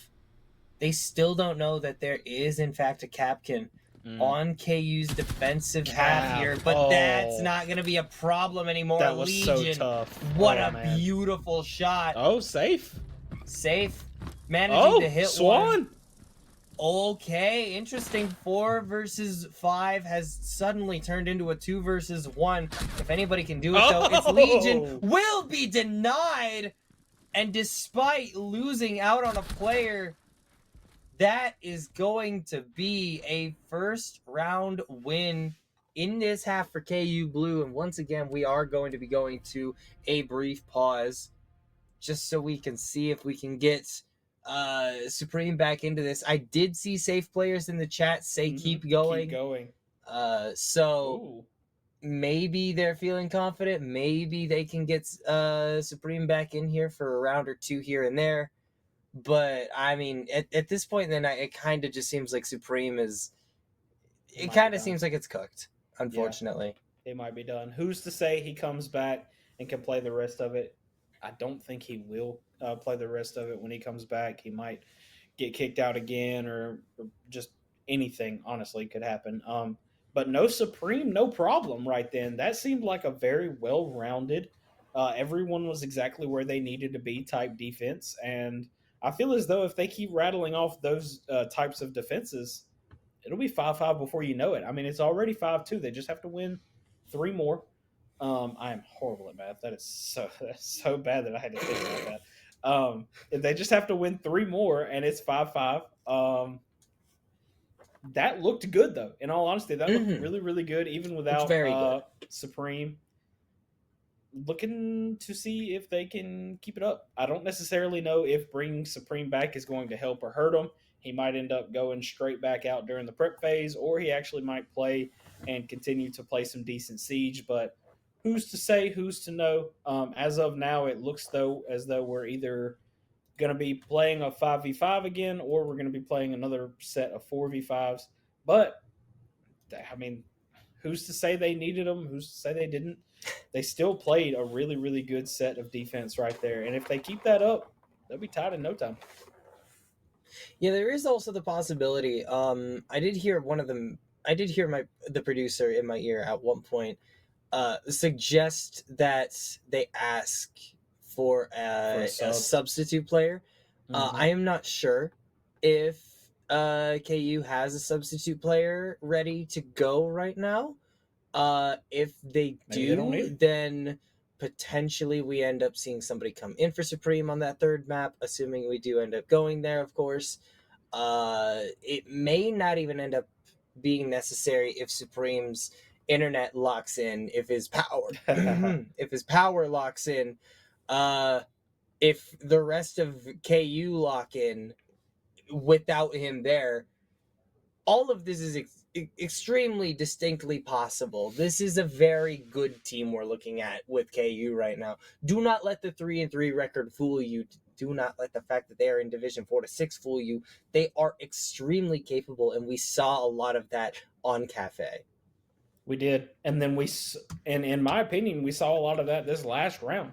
Like, we know how good they can be on defense. We know how good they were on defense, and we know how good they're probably going to continue to be on defense as we get ready to roll right back into it. I believe we are ready. I believe. Oh, he isn't back in the lobby, so we are sticking, as I get told in my ear, we're sticking with the 4v5. They are on defense, which I guess you could say makes it a little bit easier. And the fact that they're on defense and they don't have to coordinate with 4 people on certain specific attacker setups, that might be a little bit more difficult to do with only 4 people. But no Supreme for the rest of this map. If we end up going to map 3, who's to say what will end up happening? Maybe he comes back and we do a few 4v5s. Who's to say maybe we'll get a sub? Anything is possible. But as of now, KU Blue looked good, in all honesty, in round 7. Yeah. So they just need to try to keep that going, and maybe they can win out here and make it to where they don't have to worry about who's going to be playing on bank with them. Right. Now, distinctly, I do want to point out the fact that KU Blue have not opted to defend this second floor bomb site here. They started in Bathroom Tellers and now they are moving over to Vent Workshop. No second floor to even be thought about as it stands here. Second floor a little bit easier to attack. So maybe they think of it as we want to be a little bit more on the unorthodox side. We want to try to catch them off guard in a way, considering we are at the distinct disadvantage. It is possible, but the other big thing is the fact that MST still has to attack this top floor room in order to alleviate vertical pressure from the side of KU. That didn't bounce off the door frame.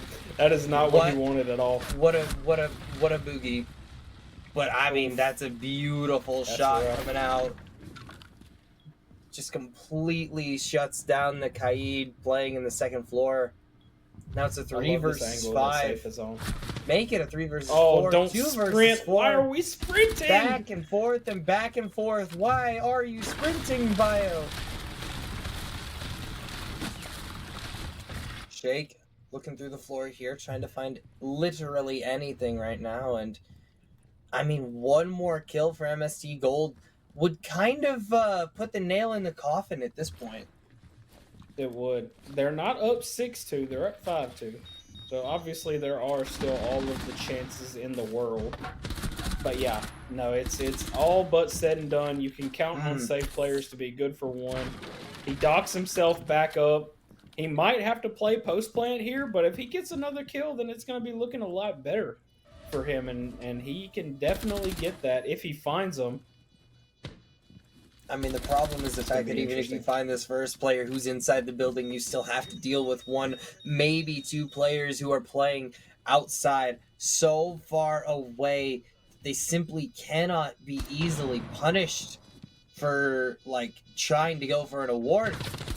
20 seconds now remaining for solo player to find any value. Gets flashed here. 13 seconds and ticking now. Another one goes through. What a kill on the Shake. Time, though. It should not be enough considering how much time remains on the clock here. MST Gold, they are going to manage to take their 6th round, putting themselves on map point.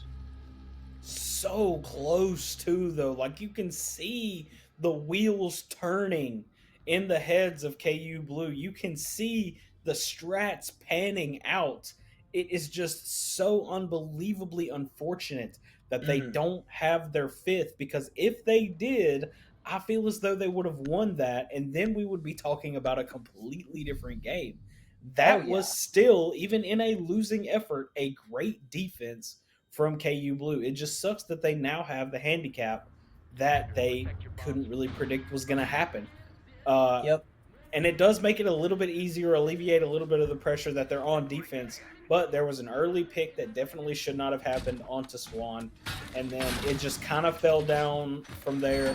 Now they're on the top floor, like you said. They have the Mira as well. They don't have the Goyo, but the Goyo isn't a complete necessity for the top floor. I feel as though he's a little bit more important on the bottom floors, or the bottom floor sites. So, yeah, it's all about just playing your life and doing what is the safest. You can't be as hyper aware as you once were, because your life means that much more. Now, if you were to get two quick picks and then dip out just due to the fact that you were a very aggressive, then that may be a little bit different. But as it stands right now, play it safe, play it cool, play it calm. Don't stick your head out too far, and you actually might be able to bring this one back a little bit.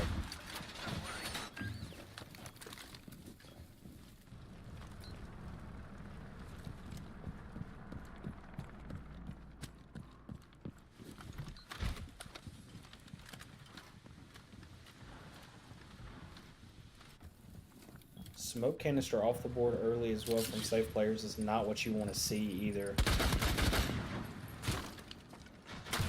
Maybe he thought that he was pushing up.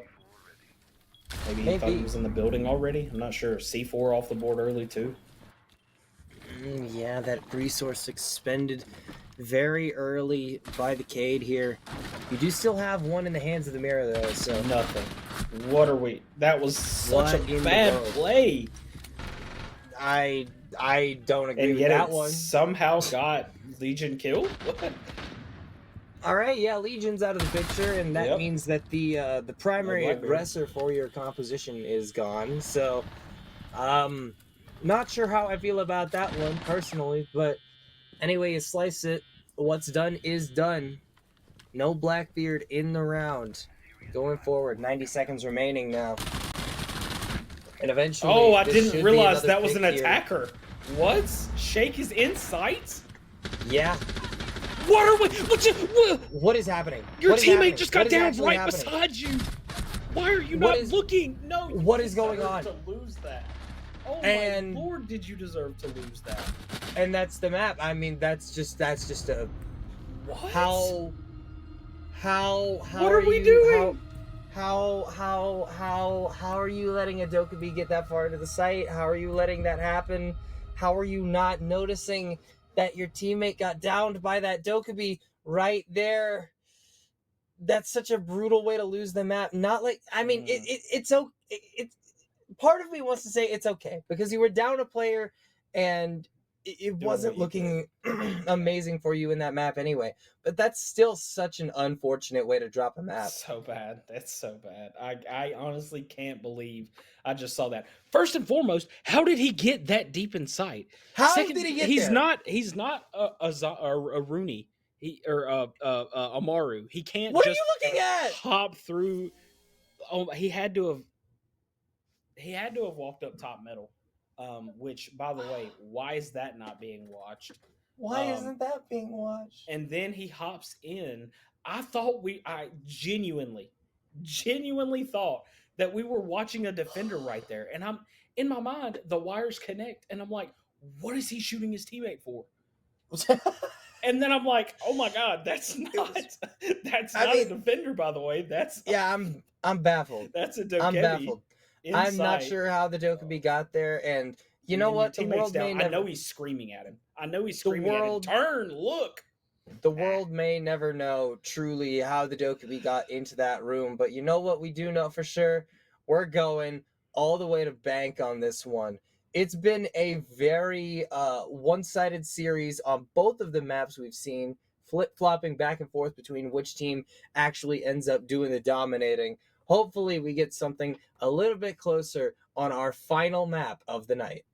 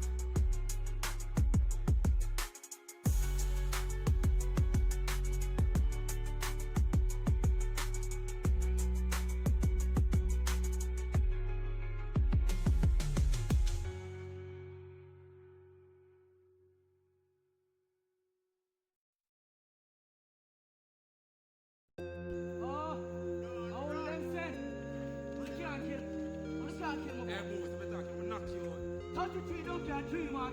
Go to them. I don't want you know them upcoming new artists. Hold watch out. What watch out? Them stink like my money. By the way, I don't want you no nice. I only want you the river.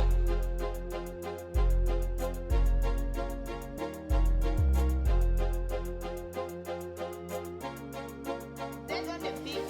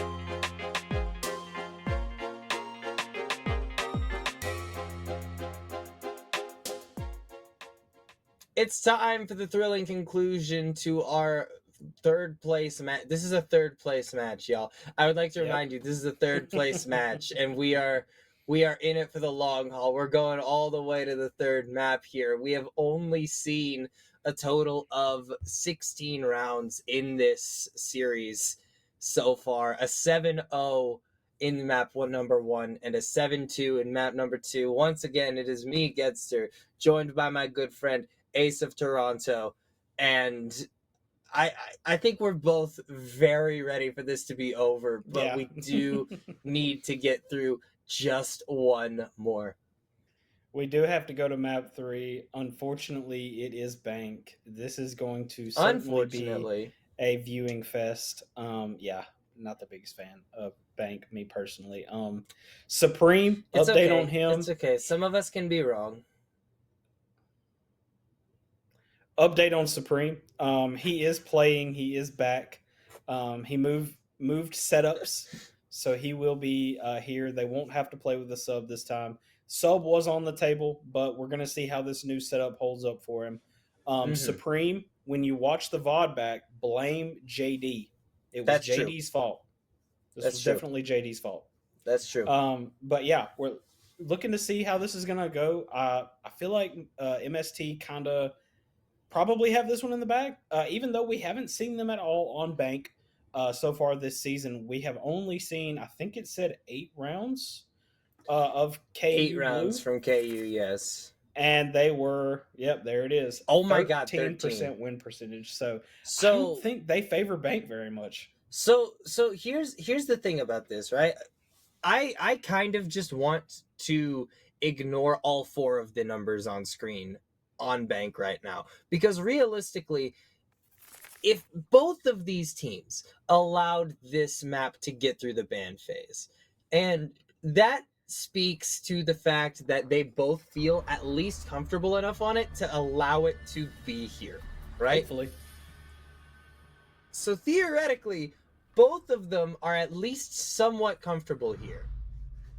Theoretically, should hypothetically. Listen. I have to speak in theoreticals and hypotheticals at this point because this match has not gone in the direction of the concrete. Not to mention, we don't have very much info on either No. of these teams on Bank. We know that KU Blue probably doesn't favor it very much, but they didn't ban it, so it ended up becoming the decider, not necessarily for a reason, but it ended up falling as the decider. So we haven't seen MST Gold on Bank at all. So this is just a straight, almost an even playing field, so to speak. Like, this is going to be the decider of all deciders to decide who takes home the bronze medal in a Div 4-6 this season. This is a third place match. This is a third place match. I would like to continue to emphasize the fact that this is a third place match and we are still here. Now, Map 3.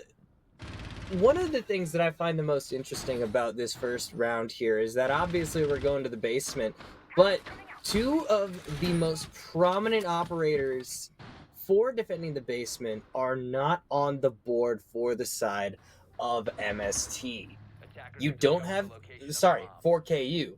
You don't have the Kaid to electrify the hatches, and you don't have the Goyo to put the canisters up and make it a lot more difficult for MST to get the diffuser down. So you gotta resort to a couple of other operators.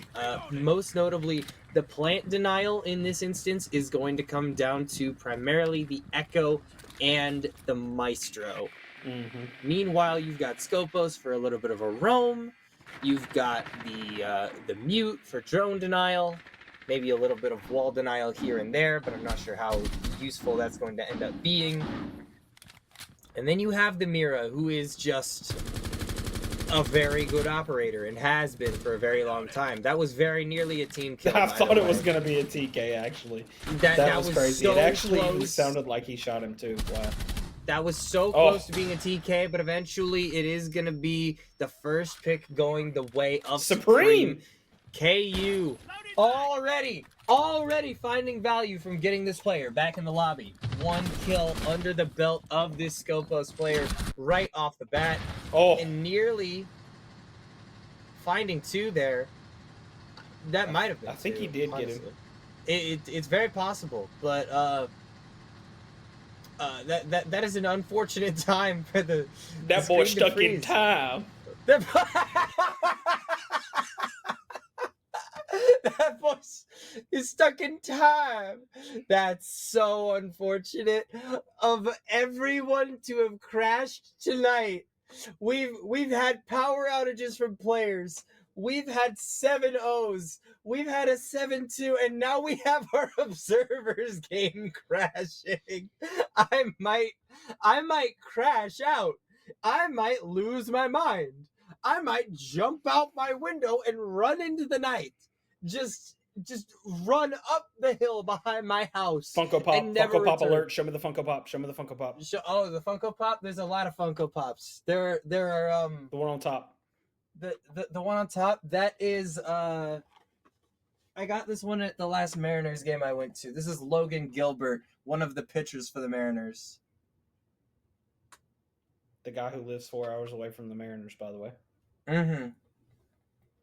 I really wish I lived closer to Seattle. I would go to every Mariners game if I could. I'm not even kidding. Like, you don't even understand, right? Like, obviously, Mariners, like, window curtains, Mariners wall decal. Where's the comforter? Where's the comforter at? Where's the comforter? That's a great question. I don't have one. But you know what I do have? Another Mariners logo on the wall over here. I have 2 more posters on the wall over here that I can't take off the wall right now because they are currently like hiding behind some books that are stacked extremely high. I have another Mariners logo on the wall behind the... Maybe I can pull this one... Yeah, you can see the decal like right there. That's another Mariners logo. In case you couldn't tell, the walls are painted the Mariners logo colors. So like you got the gray back there, you got the dark blue over here. You have my closet door is the same shade of green as the piece of wood that holds up this decal. I really like this baseball team. Somebody's got a favorite team, I see. Somebody has a favorite team. Wow. Well, I hate to be the one to do it to you, but maybe we'll beat you in the playoffs next season. I'm going to die. Like I'm actually so upset that we lost the way we did in the ALCS. We were so close to our first ever World Series, man. You're welcome. No, we don't. The Production guy in my time- ear. We don't need a break. We got this. No, We're we here. do need a break. We do need a break. Nope. I'm gonna See, because cry. you showed yours now. I'm a Okay, big well, NHL guy. Now I gotta know. Okay. Okay. I collect Nice, beanies. I want to nice, try to nice. get beanies for all the teams. That's So we pretty got the sweet. Who's your Predators. is My Nashville team is your the favorite Bruins. team? No, Oh, no, you're my the team is the you're, Bruins. that's right. You're the Well, I'm Boston trying to Bruins collect. guy. I'm trying to collect all the teams though. See, we got the Vegas Mm. 2024 Winter Classic. That was 2020 Winter Classic for the Nashville. Does Toronto have an NHL They do. team? Yeah, they do. Oh, Maple it's Leafs. The, Yeah, it's yeah, the yeah. Leafs. Yeah. Yeah. We got the Wings. That's a Red good one. I Wings. like yeah, that one. yeah. Let's see what. Do you else we have got. do you have Canucks or Kraken? I do have a Kraken. We'll get to that. Pittsburgh. Nice. Pittsburgh. Very nice. Very nice. very nice. 2023 Winter Classic. Okay. Defunct. They're still a team. Damn it. Sorry for the swearing. Coyotes. Okay. Got the Coyotes. I can't get the camera right. Gotcha. There we go. Gotcha. NHL logo on the back. Arizona. Yeah. Let's see what else we got. Mhm. Bruins, of course. Of course. Shout out Boston. I This was is- just at the Boston airport recently. I took a 2016 trip. Winter Classic. I took a trip to DreamHack Stockholm, and You told me about that. Yeah, it was a fun trip, but the return trip was miserable because I was supposed to go. Yeah, let's go. 2024 PNW Winter rep. Classic.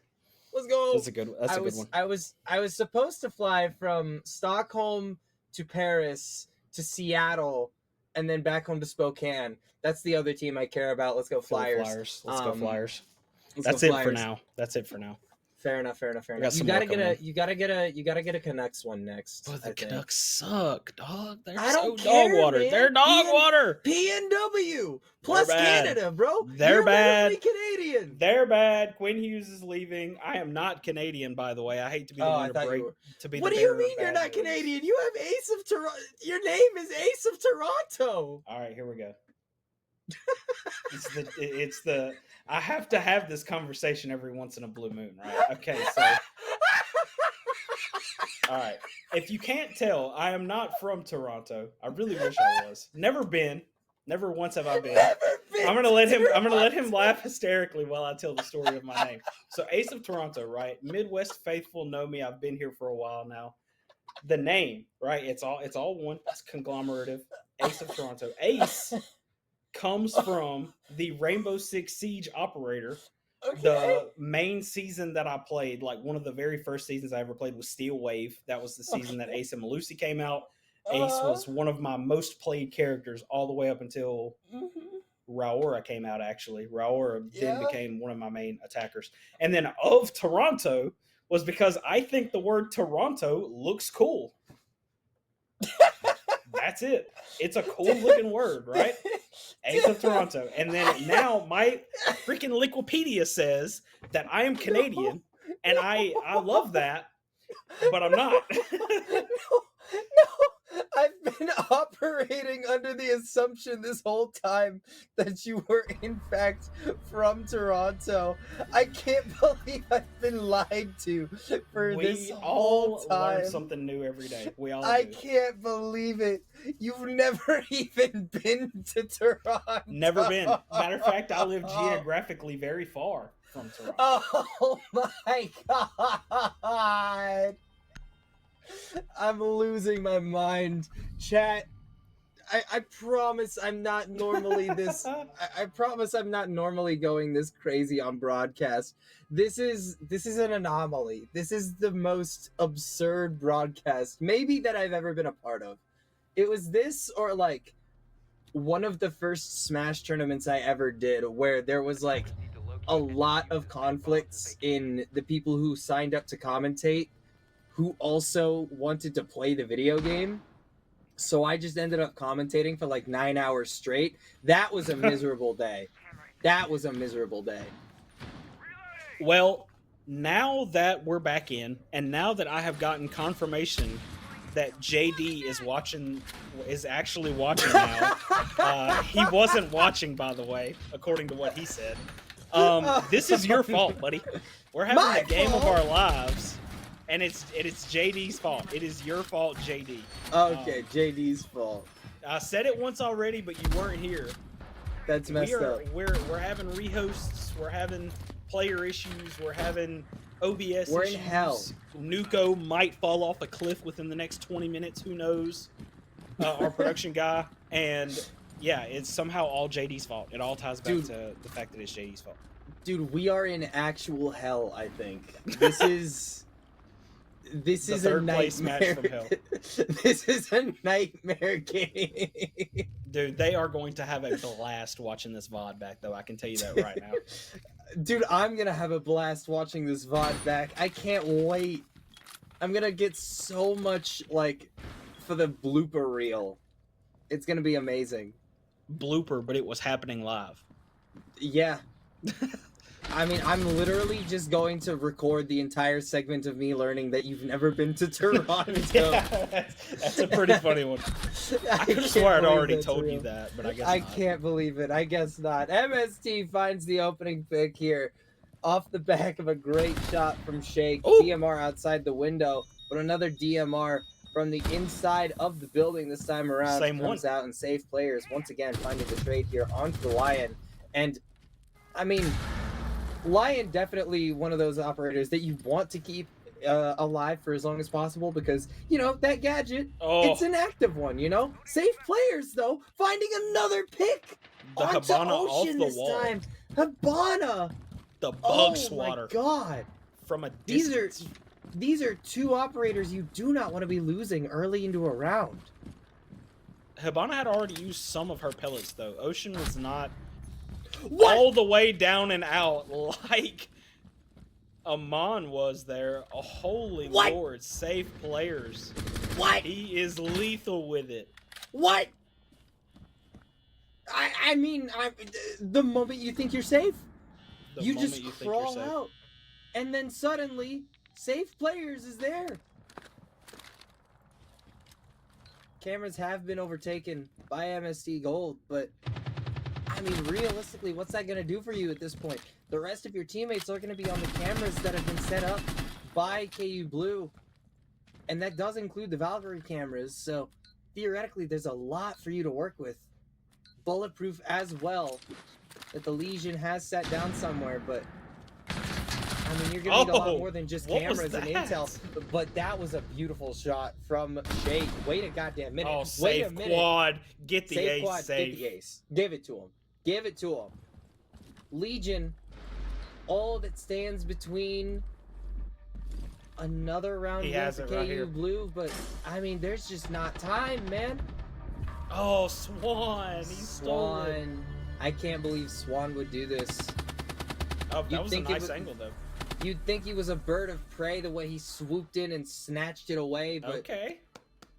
All right. I mean, at the end of the day, a Last second buzzer 4K there beater. for safe players. That was a good one. Dude, thank you. He's tired, but he still got it. He still Dude, got it, I'm folks. exhausted. He still has it, folks. I want to let you know that he never lost it. I told you that. I told you that. I told you that. Okay, so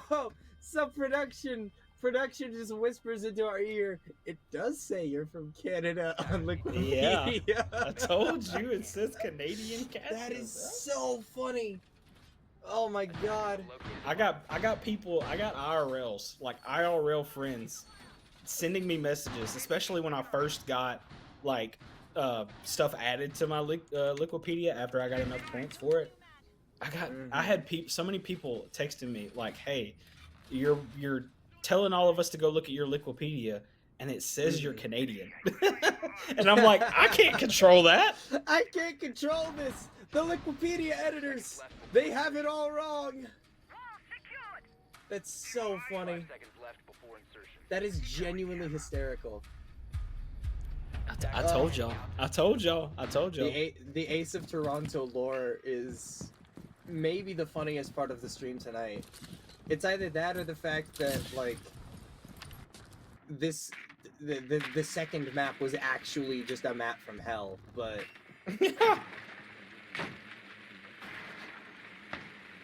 really, we are going down to the first floor now. KU, having won the basement and having won the second floor, Oof. they are now in a situation where you don't you don't love having to defend first floor here because these sites definitely more favorable for the attackers, typically speaking. And I mean, Yeah. we're already seeing sort of the effects of that. KU losing out on Swan very early. You don't like to see Swan go off the board, but as early as he has. But I feel as though the defense is still pretty stout here. They just need to make sure they hold their angles tight enough, and they might be able to get 1 or 2 back pretty quickly. Yeah, very possible. My big question for this round in particular is mostly going to be about where exactly safe players is and what that Aruni is looking for. So obviously, I mean, we've seen the Aruni get immense value in this map already. Since the rehost, 4 kills. I mean, 4 kills in round number 2 of this game is absolutely absurd. And looking to add more here. Not finding anything immediately, but... Another minute off the board already. Oh. The swing in. It was a bit of a trade. And Oh once my. again... Oh, now it's all down to Supreme. The board fell in the most awkward way there. And now, yeah, MST takes the attack. It was looking good until the trades just didn't fall in the right direction. Yep. And MST take their first attack here on Bang. Yeah. Kind of crazy. Band phase comes through. I just noticed, by the way, that up in the top left of the screen, it says that this map was picked by MWR6. Yeah, we picked it. We picked it. We handpicked Bang. We chose Bang. Because we know how much you specifically, Ace of Toronto, love Bang. Yeah, only me, right? Yeah. Just send me straight through the fire. Brava and Valkyrie off the board now for the rest of this half. Brava is an interesting ban here. I don't know how I feel about it because on the one hand, I think that when you don't have access to the Kaid, it makes a lot of sense to want to run the Aruni so that you can put those Surya gates on the hatches so that you have at least some level of protection on those hatches. On the other hand, you're not bringing the Aruni right now, so what were you hoping to protect with the Brava? I mean, the Evil Eyes, I suppose, but I mean, I feel like you can just shoot the clutches on their way in. Yeah. Especially on basement. Like, this is one of those sites where it's very easy to tell where the clutches are coming from. It is, and it was last. Whoa! I just absolutely just memory wipe right there. It was, it was easy for them to shoot them out when they were on the last site. They didn't really get too much value out of the Bravo last round, so it's like I don't necessarily know where their head was in banning Bravo. Maybe they just didn't have any better attackers in their mind when it comes to banning. Brava can also, although albeit a bit niche, Brava can get rid of the idle Scopos shell if it is left alone. When it hacks that shell, it will then, after a few seconds, destroy it. But the shell will start glowing and it'll give you a notification. So even then, that doesn't necessarily seem like the most reasonable ban. Like I said, I'm not necessarily sure where their head was with that. But I mean, hey, they had some sort of idea for it, right? There was a vision, for sure. Whether that vision was 2020 or not, remains to be seen. But anyway you slice it, That's the worst part about Scopos there too. The Dokemi call taking up your whole screen. Yeah. I mean, maybe you almost rather would have seen the Dokkaebi getting banned potentially, but Not what ends up happening. Instead, you lose out on safe players first in the round here, which I don't believe has happened since one of the earlier rounds on Border, which kind of started the pattern of the dominoes falling in favor of MST. Mm-hmm. Exactly. And now there's no echo, and you're being watched through the hatch. What are you doing? It's not looking good for KU Blue here. Definitely not. They do still have all three of these players down below on the site. And it is just going to be a question of, can they stall this one out long enough? Can they utilize the smoke canisters? Can they utilize the evil eyes to prevent a plant for long enough? 23 seconds now remaining in the round, and I mean, it's real rough for MST to even get in on this one. Ooh. And the C4 is massive. Wow. A pick does come through. Oh! But the evil eye. Oh, it didn't kill him though. Away, but it doesn't kill. No! Does get it down onto Ocean. No. But it's not gonna be enough. It's too little too late. Oh. If only Maestro Cams did more damage. Oh. And see, that is another thing that I can blame on JD having. JD, it's your fault, buddy. Dude, I think we have to. You know who I think we should actually blame for that one? Cameraman. Peeb? I'm not blaming Peeb. He did nothing wrong, bro. Man. Yeah, it's JD's fault. It's the third time I've said it's your fault. You haven't been here. You're here now. No. Here's the thing. He told me that he wasn't watching the other two times, and he wanted me to send him a timestamp. So I'm telling him now during this KU Blue, very pivotal KU Blue timeout, that they're taking the timeout because of you, JD. This is your fault, buddy. I feel like this bit is like before my time, and I feel somehow privileged to still be able to take part in it, if that makes sense. Oh yeah, ever since this league came about, everything has always been JD's fault. I didn't want to be the first one to tell you that, but yeah, I mean, I wasn't here during its inception, but yeah.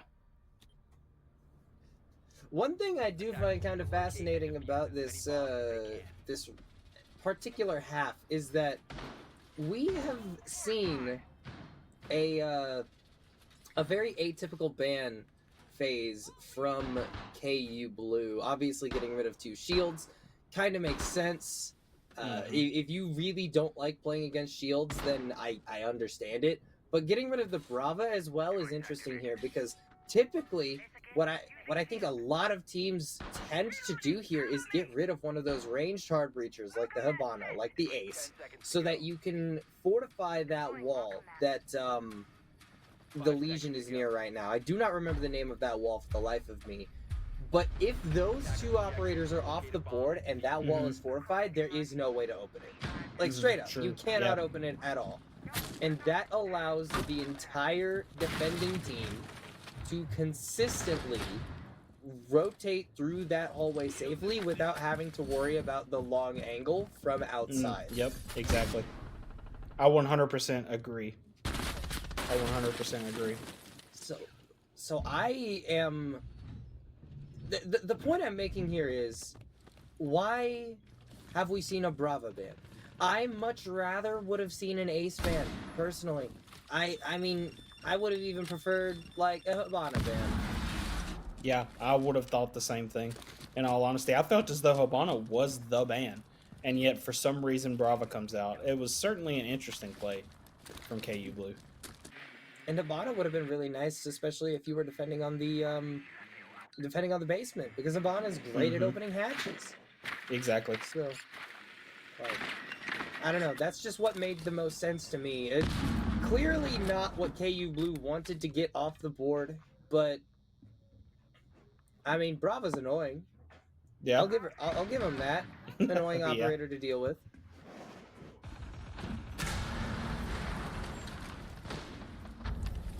certainly questionable, but you can't say that it's round ending, game ending, anything like that. There are still other ways that they can get around whatever they may need to. And it looks as though that is a great opening pick to get from Cap on the Shake. No, that was beautiful. I mean, the Ash is one of those characters that you look to be the tip of the spear, be the aggressor, find those opening picks, and unfortunately, the nature of the entry role means that sometimes you're not going to get the first pick, you're going to get domed before you even have a chance to find the pick.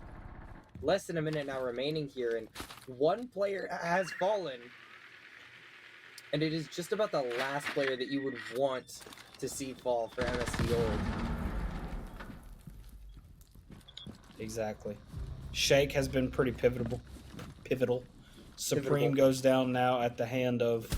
Holy moly, my screen is so blurry I couldn't tell. I think it was Legion. Whoa, and things are now starting to fall right off a cliff. 3-2 safe players gets another pivotal kill. I mean, safe players, man.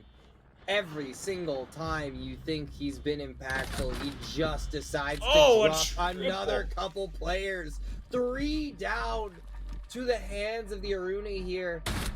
Diffuser not in hand, and KU Blue is going to walk away with another defensive round win here, partially off the back of a beautiful 3K coming out from the Aruni. Honestly, that's exactly what you needed. You needed a tone setter. You needed a shift changer. Not necessarily sure if that's the word I was looking for there, but you needed something to change the momentum, to swing it in your favor coming out of the 2-2 split that we obviously were in. Okay, complete side tangent here, but I have just looked at the Twitch chat. JD Hafen, weren't you the commissioner of this league? Yeah, he was. How have you only today sent your first message in this Twitch chat? No. He said he made a new account. I don't know why he said that, but he said he made a new account. That's not true. Account created on December 20th, 2016. This is a 9-year-old Twitch account. What is the JD subplot is just hilarious here. It's just the picture of SpongeBob down that long dark hallway. Dude, I'm losing my mind right now, man. Like this is what happens when you get Genster on the mic at 9 p.m. Pacific Standard Time, when he's had like the worst sleep of his life over the last week. It's been rough. This is the meme format right here.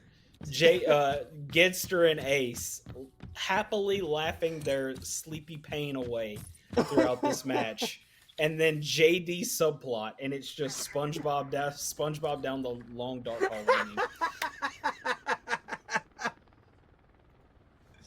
Unbelievable. Anyway, round begins. Fairly standard stuff coming out from the side of KU.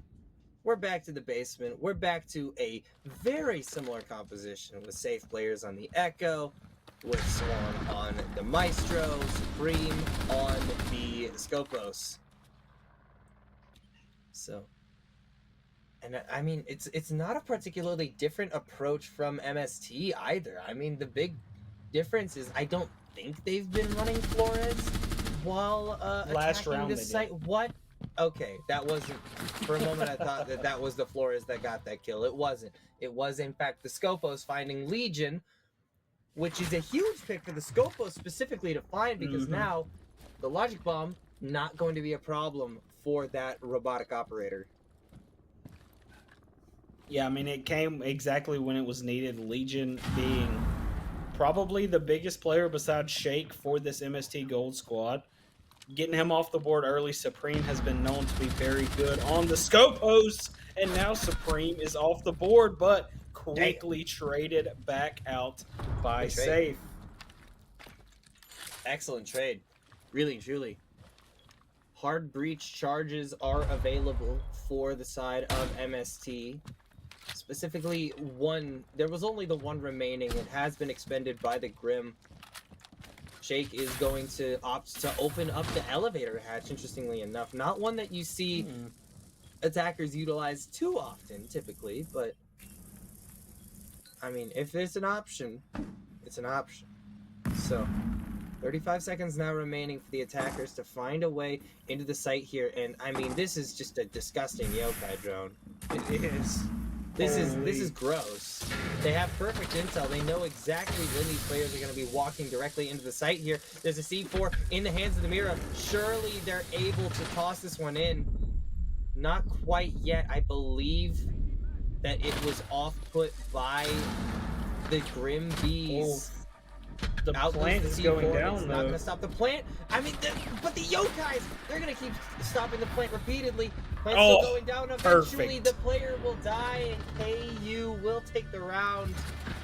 That is perfectly played from KU.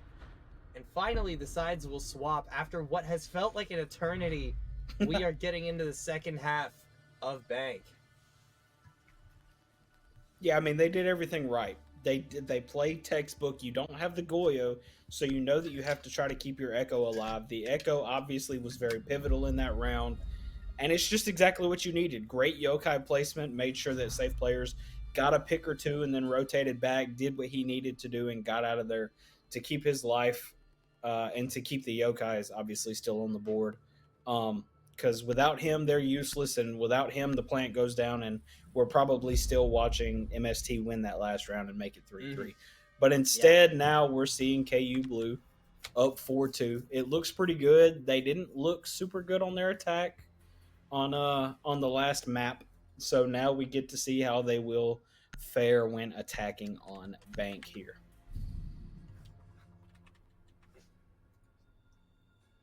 Fundamentally different approach here as we see the Deimos ban come out in the initial bans here. Not surprising at all, in my opinion. I don't think you wanted to let safe players have that operator just moving into this one at all. Don't even risk it. Don't allow that to happen. We saw what happened on Border. Even if that didn't lead to a map win, that first round was beautifully played. Textbook Deimos gameplay. Not at all surprising to see that operator off the board. Not at all. And it's interesting to see that they have elected to leave the Blitz on the board. That is one attacker that KU Blue continuously used last map, but didn't get very much value out of. So do they feel as though they have the answer for it? Do they think that they're even going to bring him? Maybe they thought more of the Blackbeard. But either way, neither of those two were banned. And of course, Safe swaps off onto the Maverick. But the same could be thought about, especially considering Montaigne is the only shield that is currently off the board. Yeah. But interestingly enough, the other thing that I did want to point out is the fact that previously the two bans on defense were Kaid and Goyo. This time it is Kaid and Mira. Mira obviously went the entire first half without being banned. Was available for KU to play on the defensive half here, but this time around, MST, they have access to the Goyo that is so crucial when it comes to holding this particular site, denying so much space and time away from the attackers, denying their ability to plant. But even in addition to the Goyo, they've also brought along the Tachanka. Which is and having interesting. that flame grenade is Extra just fire, going yeah. to shut out the option for even longer. Well, now they're without Shake.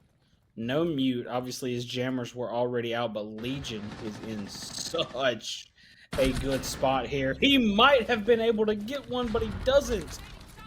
And now, it's looking all but inevitable. Uh-oh. Uh-oh. We love a good observer Well, we might be fine now. We can't. This can't keep happening to us. It wouldn't be Midwest R6 without the occasional hell broadcast. Twitch drone goes in.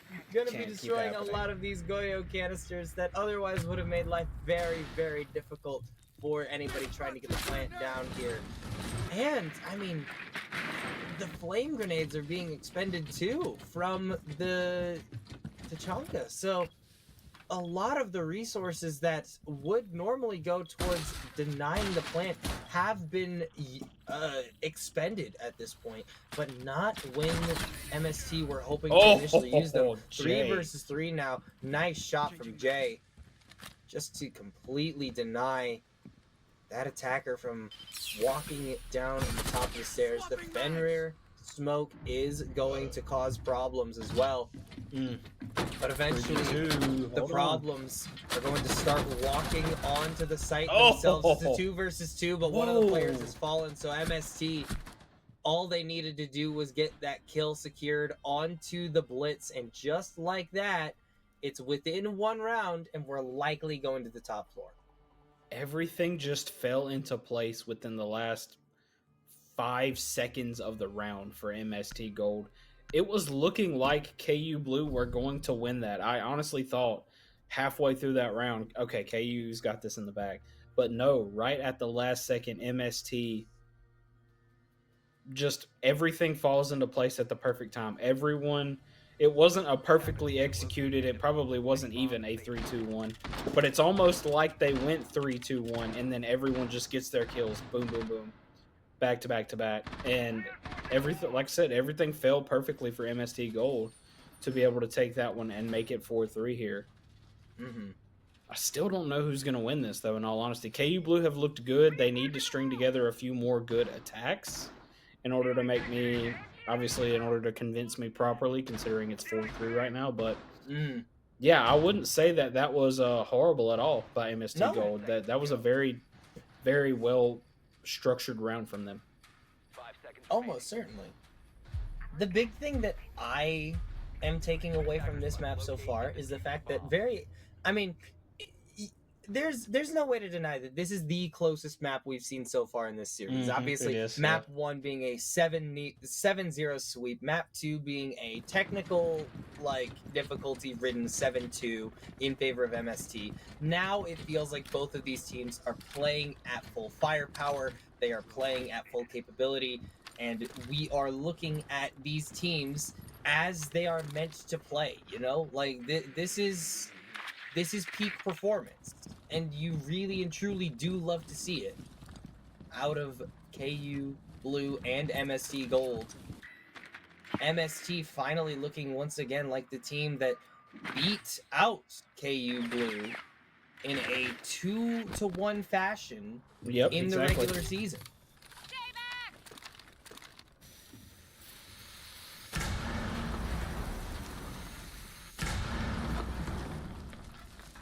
Shake, you might be dead, bro.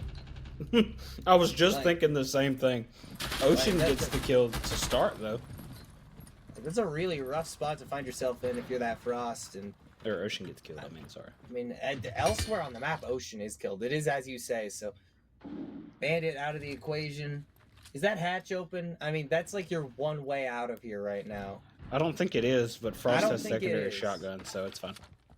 Yeah, that's true.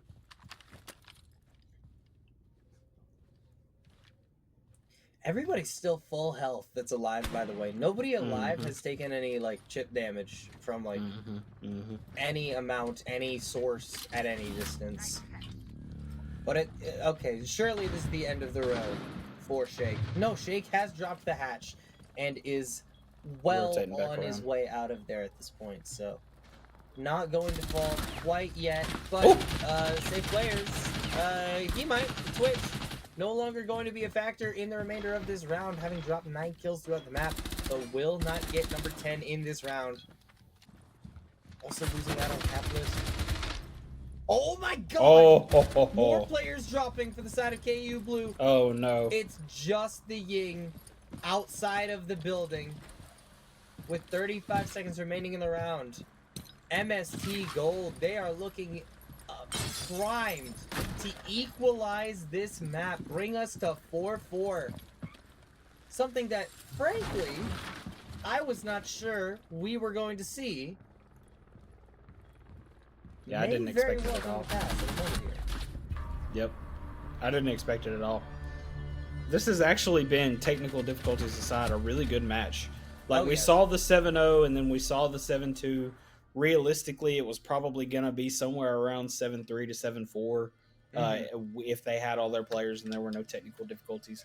So, I mean, both teams played to their own strengths on their own map picks. Yeah. And now here we are on Bank, where we haven't seen basically any of KU Blue, and we haven't seen any of MST Gold at all. So this is about the most even playing field. This is the most neutral site game that you could have had, and it's looked pretty good so far for both teams. I mean, MST Gold does have a little bit of a streak going on right now. They feel as though they are a little bit better of a team at this current point in time. But KU Blue, I mean, hey, you can't count them out. They are tied at 4 just like MST Gold is. So, I mean, who's to say this won't go to OT? We don't really know what's going to happen, but if it does, it'll definitely cement itself as one of the best third place matches we've had here at Midwest. I think it absolutely would be. Those first 2 maps, I don't think it's too harsh to say that the first 2 maps were a little bit of a clown fiesta, but at this point, this third map has genuinely been like a barn burner. It's been good. It has been good. And I mean, it's to the point where, like, obviously, as a commentator, sometimes you will cover a match and it will be super one-sided and it will be like really boring, but it'll go the distance anyway, and you'll just be tired and angry and you'll want to like be done for the evening and all that jazz. But I mean, this has actually been a really fun one. This third map in particular has really recovered a lot of the enjoyment for, like, me personally casting this, and I hope the players as well, because it seems like everybody, now that they're in the lobby and they're playing well, everybody's firing on all cylinders, and except for JD, of course. But yeah, it's been a genuine pleasure on Bank here, and I hope that the latter half of this game delivers. We are in the final stretch, people. It is currently round number 9, and it is 4-4. Potentially, I mean, it could end in 3 more rounds. Who knows? But it could also take a few more than that. Legion is in such a good spot here, by the way. They have in the world zero is this? idea, but when he saw his feet, yeah, he saw his feet. The Blackbeard called it out right before he died. Still a great spot, though. And then the Nitro almost gets 2. Wow. Almost. What a ping. So close. I mean, extremely close to getting a very impactful kill there. And Jay's down. 2 players go down? Are you kidding me? Are you kidding me? Save players. 8 players. Like, I'm running out of things to say about this guy. 11 frags since the rehost in round number 2. Unbelievable stuff. 44 seconds remaining in the round. Oh, Swan with a double. I mean, Swan with a double as well. 2 for each of the players that have dropped anybody in this round. Diffuser's going down. Yep. And the smoke just cannot do anything about this. Ocean has no way of turning the tides in that round. And now KU Blue once again retaking the lead. The Ocean has dried up as he is laying on the floor. 5-4. And it rhymes, so it must be true. Dude. For KU Blue. Dude, bars. Holy. I have goosebumps right now. That was... Somebody give this man a Grammy. Thank you. I will make sure to diss JD Haffen in my award speech.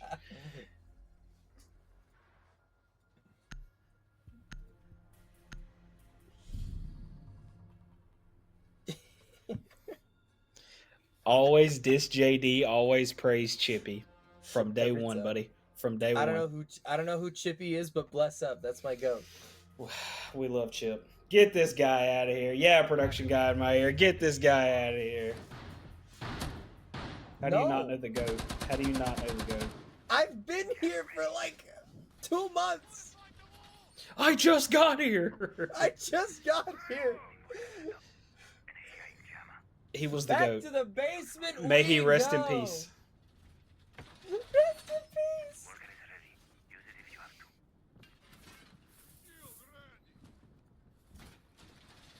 Goodness me. I can't believe we're here. I genuinely cannot believe we're here right now. Like, after the first few maps, I did not expect rank to be anything like this, but here we are in round number 10. It's 5-4.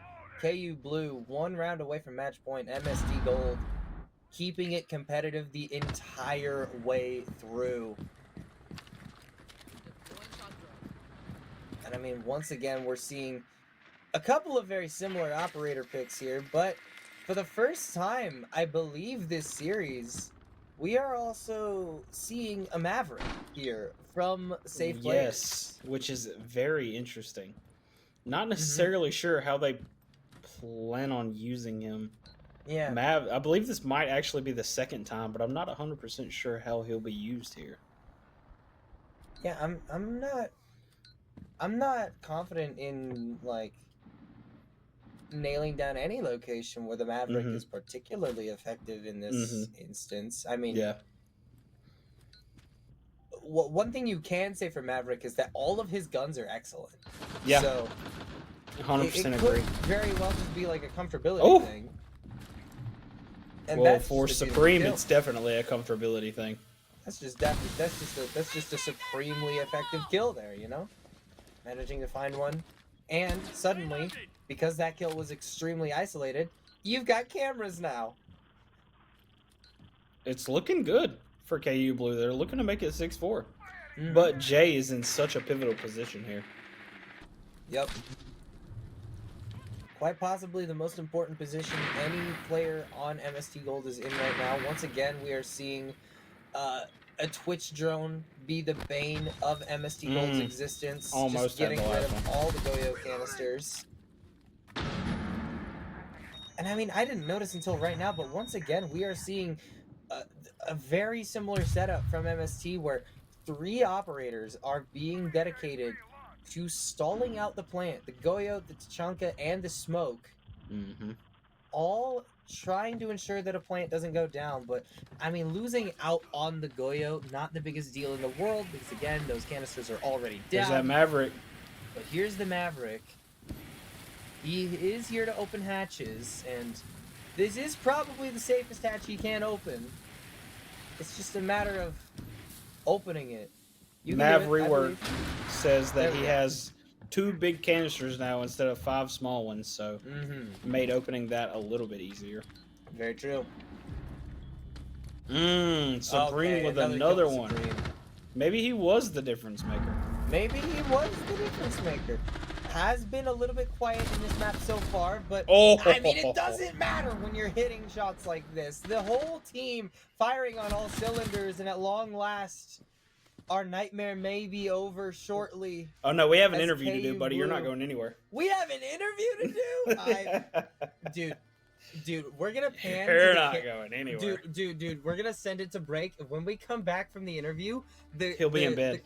The commentary cameras are gonna come up.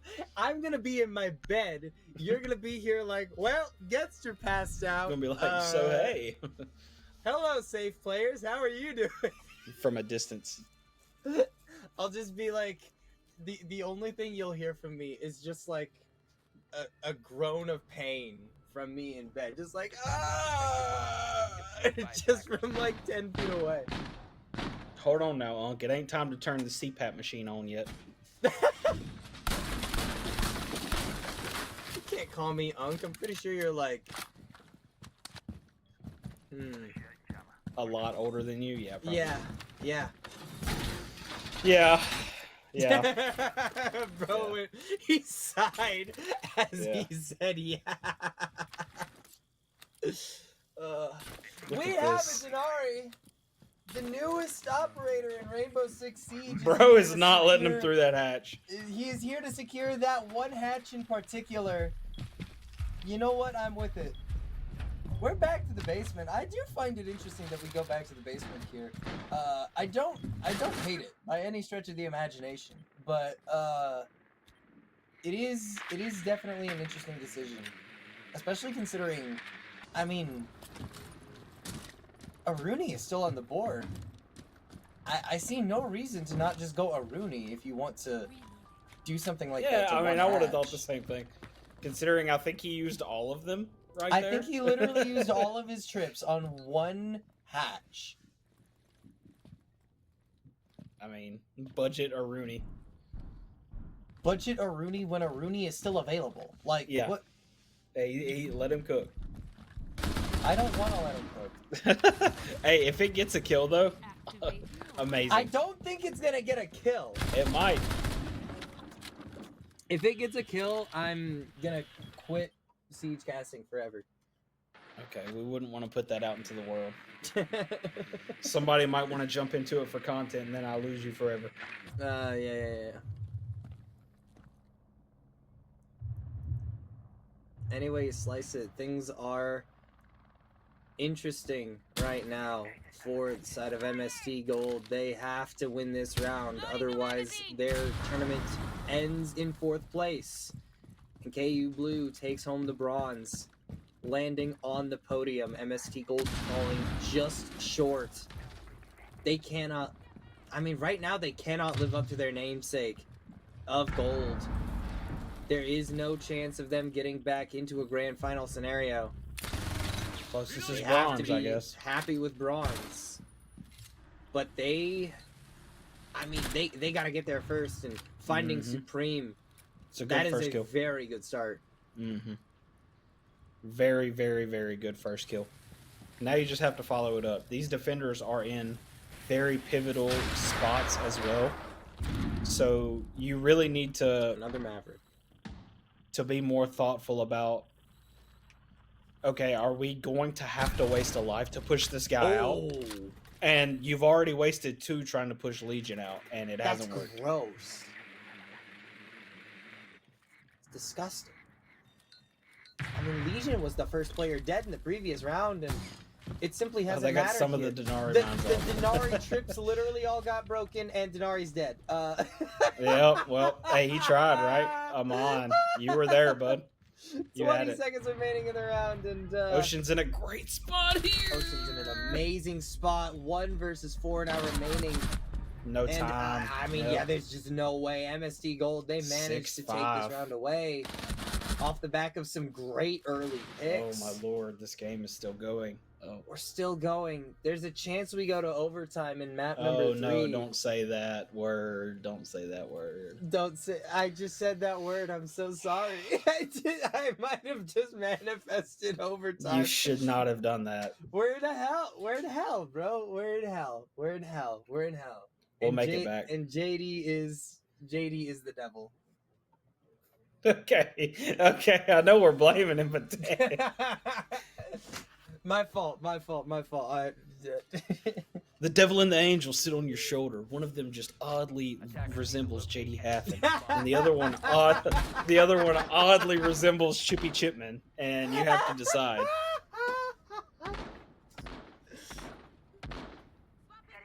This has certainly been a match. If you have missed this one, ladies and gentlemen, you've missed a lot.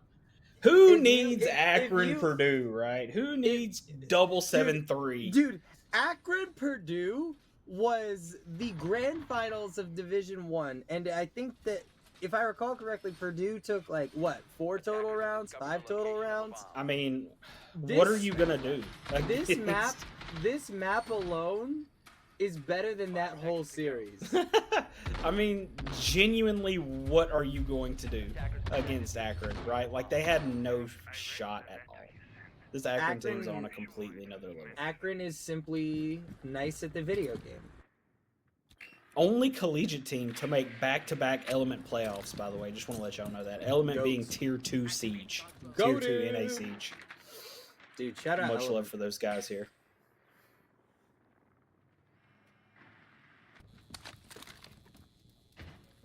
I've got a good friend who casted Element. That was pretty sweet. Who was that? Big ups to Light Rose. Huge fan of these. Oh, okay. Gotcha. Huge fan of V. Got a guy named Irish. Big ups to Irish. I know Irish. Love me some Irish. I have played in a couple of 10-man UG servers against Irish, and he bodied me. It Yeah. was I've played ranked with the guy. He's pretty cool. he's pretty good at the game, and he's a very entertaining fellow. KU Blue is trying to take a, Oh my God! what a gunfight and what a win Supreme? for Supreme right there. How Holy does he live moly. Oh, it's And starting now, to get out of control. yeah, there goes Ocean. Yeah, the Nomad finding a pick there is so huge. 3 players now remaining, and I mean, these positions are so rough, especially since you've already lost out on 2 players. Fortunately, you do still have all of your strongest guns alive if you're MST. Ocean has been struggling a little bit on this map, only 3 kills. But I mean, you still got Shake. He who's got sailed it 10. over his head. He tried. Almost. That would have been beautiful. That would have been really good. That would have been what they needed to stay in this. Oh, but and look, that's what a beautiful flank! Beautiful flank. Beautiful flank. Unfortunately, for the side of MST, it may Didn't not get end the up other one. mattering. Shake goes down. 10 kills to his name. Might Oh, not have the how do chance you to add lose any more that? onto that? But how does he lose that gunfight? 2 versus 3. MST. One of their players this morning so very low. Jay needs to stay alive but here, around the but won't corner. be able to do it. It's a 1 versus 3 now. It could all end in just a few seconds here. A whiff on Legion. that gunfight. That could very well be GG. The swing out is going to be enough. No. Surely they have to Didn't kill have him enough. or get the plant down. The diffuser is down. Legion falls. 45 seconds remaining now for Legion to somehow find a way to retake this one. Miracle work for OT here. They know that he dropped down the hatch. They know that he should be coming up these stairs. They're not watching it. They weren't watching The it. hallway. They're not watching. 1 player He's down. down. Swan Both is of the down. other players Look at the are health. 1 HP. Safe players and Supreme both No, you don't. on just you a can't sliver. lose this. No They way, could you give it just up, can't. but only 14 seconds remaining. He has to move. Legion doesn't Yes. have Oh, I the mean, time. oh, no. Supreme Oh, man. closes it out. And KU Unbelievable. Blue, Holy they moly. will take your bronze medal here after an absolutely absurd emotional roller coaster that had me questioning everything about the universe we live in. KU Blue, they've done it. They have taken 3rd place away from MST Gold. MST Gold will have to settle for 4th. This was the most competitive match of the night, hands down. We're going to see Yeah. some really good games and some really good Siege tomorrow. But as of now, I mean, look, you had Akron, Purdue. Shout out to our producer, Nuko, for filling in on that one. And shout out to Pearson as well for casting it. It was a good match. But at the end of the day, Akron is just on another level. Like when it comes to collegiate opponents, it is very tough to find someone who is actually going to put up like a really heavy fight against them. And yeah, look at this match though, being the complete opposite. Basically, we had 2 sweeps, and then we had as far as you can go without OT, a 7-5 on Bank. So. Yeah, I mean, it was a really good match. At the end of the day, you've got 3rd and you've got 4th. Now we have a definitive 3rd and 4th place teams, that being 3rd KU Blue and 4th MST. MST put up a really good fight. I liked their map 2. Their map 3 was almost perfect, but they did collapse within those last, I'd say, 2 rounds. Were definitely not their best Siege. And yeah. Now we obviously know that KU Blue is 3rd place. So shout out to KU Blue. We'll be having an interview coming up here very soon. Gedster's pain has to once again continue. has to do the interview, and so do I. So I mean, my pain is also continuing. Yeah, just cut it. Just cut it.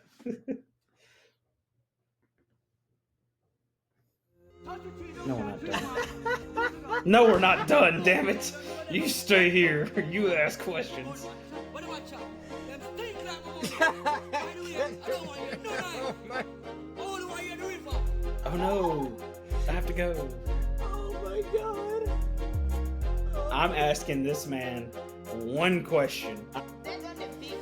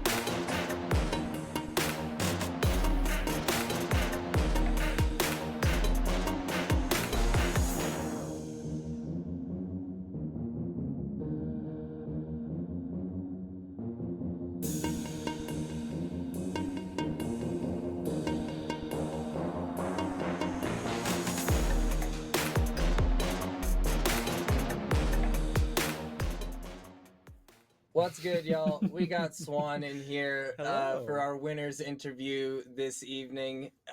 We also have the known Canadian ace of Toronto. Oh yeah, I'm here. You know, I've always And wanted to it's talk to a totally- question mark. It's truly an honor to be interviewed by a question mark. I love I it. don't have a photo. So, first of all, Swan, congratulations Thank you. on taking the win tonight after an emotional roller coaster of an evening. Very, very much an Obviously. emotional roller coaster. Yeah. Obviously, that first map was. I'm sorry. It just appeared over Swan's face for half a second. This is I am good. now ace. I enjoy Ace this. is Chat, if you couldn't tell, I'm losing my mind. I enjoy this. I like this. So yeah, obviously that first map of God, where was the first map even? Cafe. Was a 7-0 in your guys' favor. Yeah. Not even remotely close No. on that one. And immediately going into that second map, suddenly there were technical difficulties. Oh yeah, So just walk me through the Map 2 in general. It's one of those things where I think they definitely did their research to know to take us to border, especially after what happened in the match we played, the semifinal match we played right before this one. That was good research on their part, and it's just it's tough to get into border in general. Like once you kind of like lose momentum and like kind of lose yourself like in the match, it's really tough to get back into it. And the tech issues didn't really help all that much either. But I think whether or not we were consciously aware of it, we definitely were kind of not as pressed about it because we had the map in hand and we knew that we could play on bank exceedingly well. We just would have preferred it to not have gone to bank. Right. Yeah, we would have as well. But yeah, no, like there's just really not much to say about border. It just was like a really tough mental spot to be in. But like at least in my head, and like I said it out loud, it's like, hey, we got the map in hand. It's not the end of the world. We had our teammate run to our esports lounge at the Union here. He managed to get in and get it installed on the computer in time to get queued up for map 3. So that was pretty awesome. It's pretty lucky that we have people that stay at the esports room well past closing at the Union. Otherwise, we would not have been able to get in. No, yeah. Very lucky in that regard, for sure. Yeah, and allowing the not question mark anymore to ask you a question here. When it comes to map 3, right? So you go past everything that happened with Supreme. That was his name. Sorry. Yeah. You go past everything that happened with Supreme. He's back in the lobby. He's good. There's no more technical difficulties. You choose to take your time out at the 2-2 interval. And then from that point forward, you kind of just slowly start marching upward. We had not, as Midwest, obviously, had not seen this team, MST, on bank at all. I believe they hadn't played it in Midwest at this current point in time. This was the only match they had played it on, I believe. What was you guys' mindset now that you knew Supreme was good and now that you knew, okay, we have to lock in for map 3? After the timeout, it's 2-2. What did you guys, you don't have to give anything away, obviously. What did you guys talk about, so to speak, within the timeout that really had you guys flip the switch and come back? Because MST were looking good, and then you guys just started dousing the flames, so to speak, from that point forward. Pretty much all we pretty much just use that timeout as like a bit of a mental pause and just like an opportunity to kind of get ourselves like reset at least a little bit after like all the tech issues that happened on border. And we also kind of realized this round after round of just, they play the roam game. If we just set ourselves up for success with drones, we can just click clear them. That helps us out a lot. And then one of the big things too is like, especially later on after the pause and as we were kind of ramping up rounds, we just had to stop losing 5v3s. Like we got ourselves into the 5v3s with the roam clear, and then something would happen and it would fall off, whether we hesitated, whether we didn't get aggressive. But we kind of just realized that we have to play our game of being methodical about it and just working that. And that pretty much yielded success for us. But it was pretty much just recognizing that we had to take the initiative on this, because if we slow down and we don't be aggressive, then we will lose these fights because of how good MSU were at just waiting for us to take forever and then panic and rush into and execute when there's like 15 seconds left on the clock. Yeah. As compared to like, getting ourselves 5-3, slowing down just the right enough amount of time to get information and then just commit to a well-planned execute. Yeah. Entirely I mean, there fair. is one more thing I wanted to ask. This was a standout moment in the entire series for me. Obviously, this was a 3-map series where we saw a 7-0, a 7-2, and then a 7-5. 7-5. The one round that it was 5v4, the first defense round on border, you guys actually won that round without Supreme. Obviously, we all watched it. We all saw it happen. Walk me through what you guys were thinking. Was he already on his way to the lounge during that round, or and how did you guys end up winning it? I'm gonna be complete. I got to completely with you. That round's a blur. That entire like stretch of 5v4 was such a blur, man. Like we were just kind of like, is Supreme gonna get back? Is Supreme gonna like be able to get in this? Like how are we gonna do this? How are we gonna play this with like timeouts or like a rehost, or like are we gonna have to bring in a substitute? I think we stopped thinking so much about like trying to salvage that 5v4 into a map win and just, can we prolong this to give Supreme enough time to get to another computer to get back in for map 3, or to figure out if we're gonna have to take a sub. I can't even remember that round happening. Like I gotta be honest, like I know we won it. I know we actually did semi-decent on that first defensive round. You did great actually. Yeah, like I could not tell you what happened in that round from my perspective. Just laser focused on it was a round that happened. We won the round. We moved on to the next one. There was no grand design in that round other than just like, we're just gonna go out and shoot him. We just gotta go out and shoot Get him. Just take him where you need to take him. Yeah, pretty much. It's just unbelievable. It's not, That's I mean, I funny. could sit here and lie through my teeth, but just. Hey, I mean, you told the it's truth. only a game. Honestly, telling the truth is funnier in this instance anyway. It's so. just. All right, I got two more questions for you. They're both short. Okay.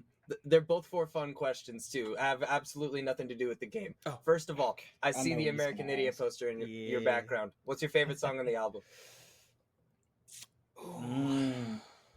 It's gotta be. Oh no, that's Letter Bombs on the album, right? Yeah. Letter Bomb. Yes. That That's two-parter. a good choice. That two-parter right there. That's a good choice. I don't hear a lot of Letter Bomb answers. I love good playing that bass line. I don't know if you can see, but I have my three bass guitars. I see. That's pretty, I pretty love sweet. playing the bass line to that two-parter right there. I love playing Letter Bomb. Wow. I'm a holiday enjoyer and I am a homecoming enjoyer. Those are my two. Okay. that I really like. Oh, Nice. That's look fire. at that. That's fire. That's fire. I'm not wearing my American Idiot T-shirt today. I just figured but- you're gonna point out the American Idiot poster. I might as well rep the or show the fact that I was wearing the Dookie the Dookie hoodie for the match tonight. That's fire. That's fire. And final question for you: is there anybody that on the way out of this broadcast you would like to shout out for like just the contributions to the team over the season or something like that? What's before up, the shout outs, that will happen. But before the shout outs, I did have this one last question. Oh, okay, yeah. You guys goddamn it. take third place. What's next for KU Blue? Going into next season, what are you guys looking forward to? You win third place. It's not obviously the ending that you would want, but what's next for this KU Blue roster? Honestly, truth be told, just whatever we like want to get ourselves into. We've thrown around some ideas. We're not super committed to any of them just yet. We're kind of just waiting to see how it all pans out. Hopefully, we all have a little bit more availability. I can tell you that it has been fun week after week trying to make sure that everybody's schedules line up for this. That was a lot of fun. Especially the 5v4 in the regular season we played right there because of extreme tech issues and no one being available to substitute for us. So that was oh no, that was a lot of fun. So hopefully we got everybody with schedules squared away and ready to play. That's All fire. right, Ged, take it away. All right. Now shout outs time for the whole season. Oh man. I just like to thank my teammates and the opportunity to play with them this season. It's been a lot of fun. I had a lot of fun doing it. I'd like to shout out the league for like giving us the opportunity to come and play in some good matches. Those are my two shout outs. My team and the league. Nice. It's good shout outs. It's good shout outs. Don't need anything more or less than that. Swan, thank you so much for coming in for this late night interview. Go get some rest. I'm sure you I have to are submit. in desperate I have need to of it. submit 2 finals right now in like less Oh than my- 15 minutes. That's what our Go, producer has to go, do. Go. I got 2 finals to submit in 15 minutes. So thank you all for All right, have a having good me. one. Have a good night, everybody. Thank you. Have a good night, Mr. Swan. Oh my goodness. What a night. What a ridiculous night of Rainbow Six Siege. We did not expect any of this to happen, but we'll take it. Merry Christmas, everybody. We're feeling festive in this broadcast. It's great. It's time to close it out because I'm exhausted. Everybody, please make sure you tune back in tomorrow at 4 p.m. PST, 7 p.m. EST for tomorrow's matches. We have the PST. grand finals of tier 4 through 6 and the third place match for tier 1 through 3. That's all I got. Ace, you got anything for the people? Well, to end it out strong here. Blame JD for everything and praise Chippy for everything. Type shit.